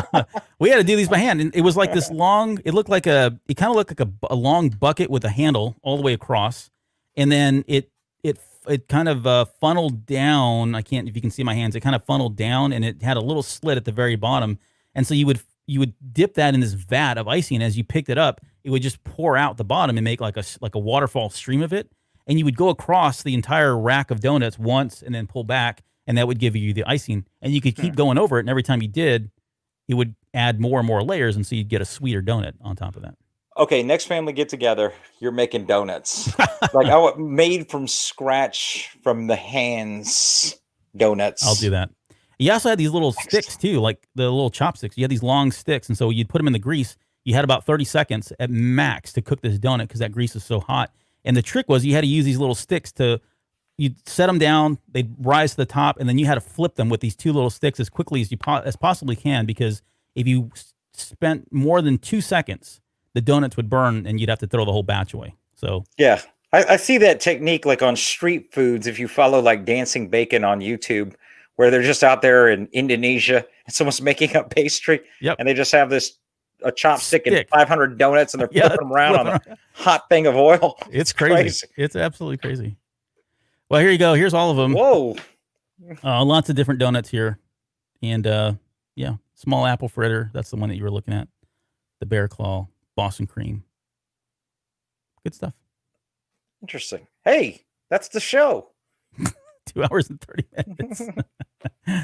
Okay. Well, if you stayed with us this long, thank you, Brandon. Thank you, JR. Thank you, everybody that's tuned in, that stopped by. And we had a couple folks pop in and out. So thank you guys for joining us on this episode. And just again, to recap what I talked about at the beginning, for anybody who's catching this show late, we'll have Ernie Klein live on this show on Wednesday, December 2nd. And he'll be talking about Ready Player 2. So it'll be about 6 days after that novel comes out. Keep your eyes peeled to social media and certainly to this show, because as we get closer, we'll have more details about what we're going to do. We've got a couple different things planned and in line to kind of help celebrate this momentous occasion. So before we get out of here, Will, anything that you want to add to the show? No, that's a wrap, folks. Next week, we're going to get some more John Draper, some more Captain Crunch. Got some turbo lifts from Star Trek we're going to talk about. And of course, X-Wing fighters, which is going to be exciting. Firefly, Serenity, Kaylee, and Stargates. Stargates? Yes. I know a little bit about Stargates. I know a little bit about X-Wings, but... Yeah, one or two things about an X-Wing. Yep, we'll see how that goes, yeah. All right, well, that's going to do it for us. We'll see you guys next week for episode 21.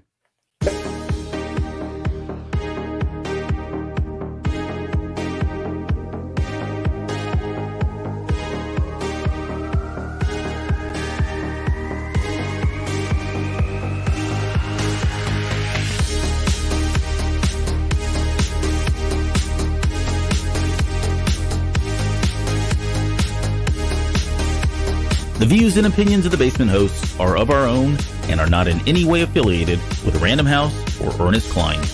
All quotes, music, sounds, trademarked, and copyrighted material referenced in the show are owned by the respectful companies and creators and are used by the Basement as fair use for entertainment purposes only. It would take me a month to read this whole disclaimer, but sad to say, I don't have that kind of time.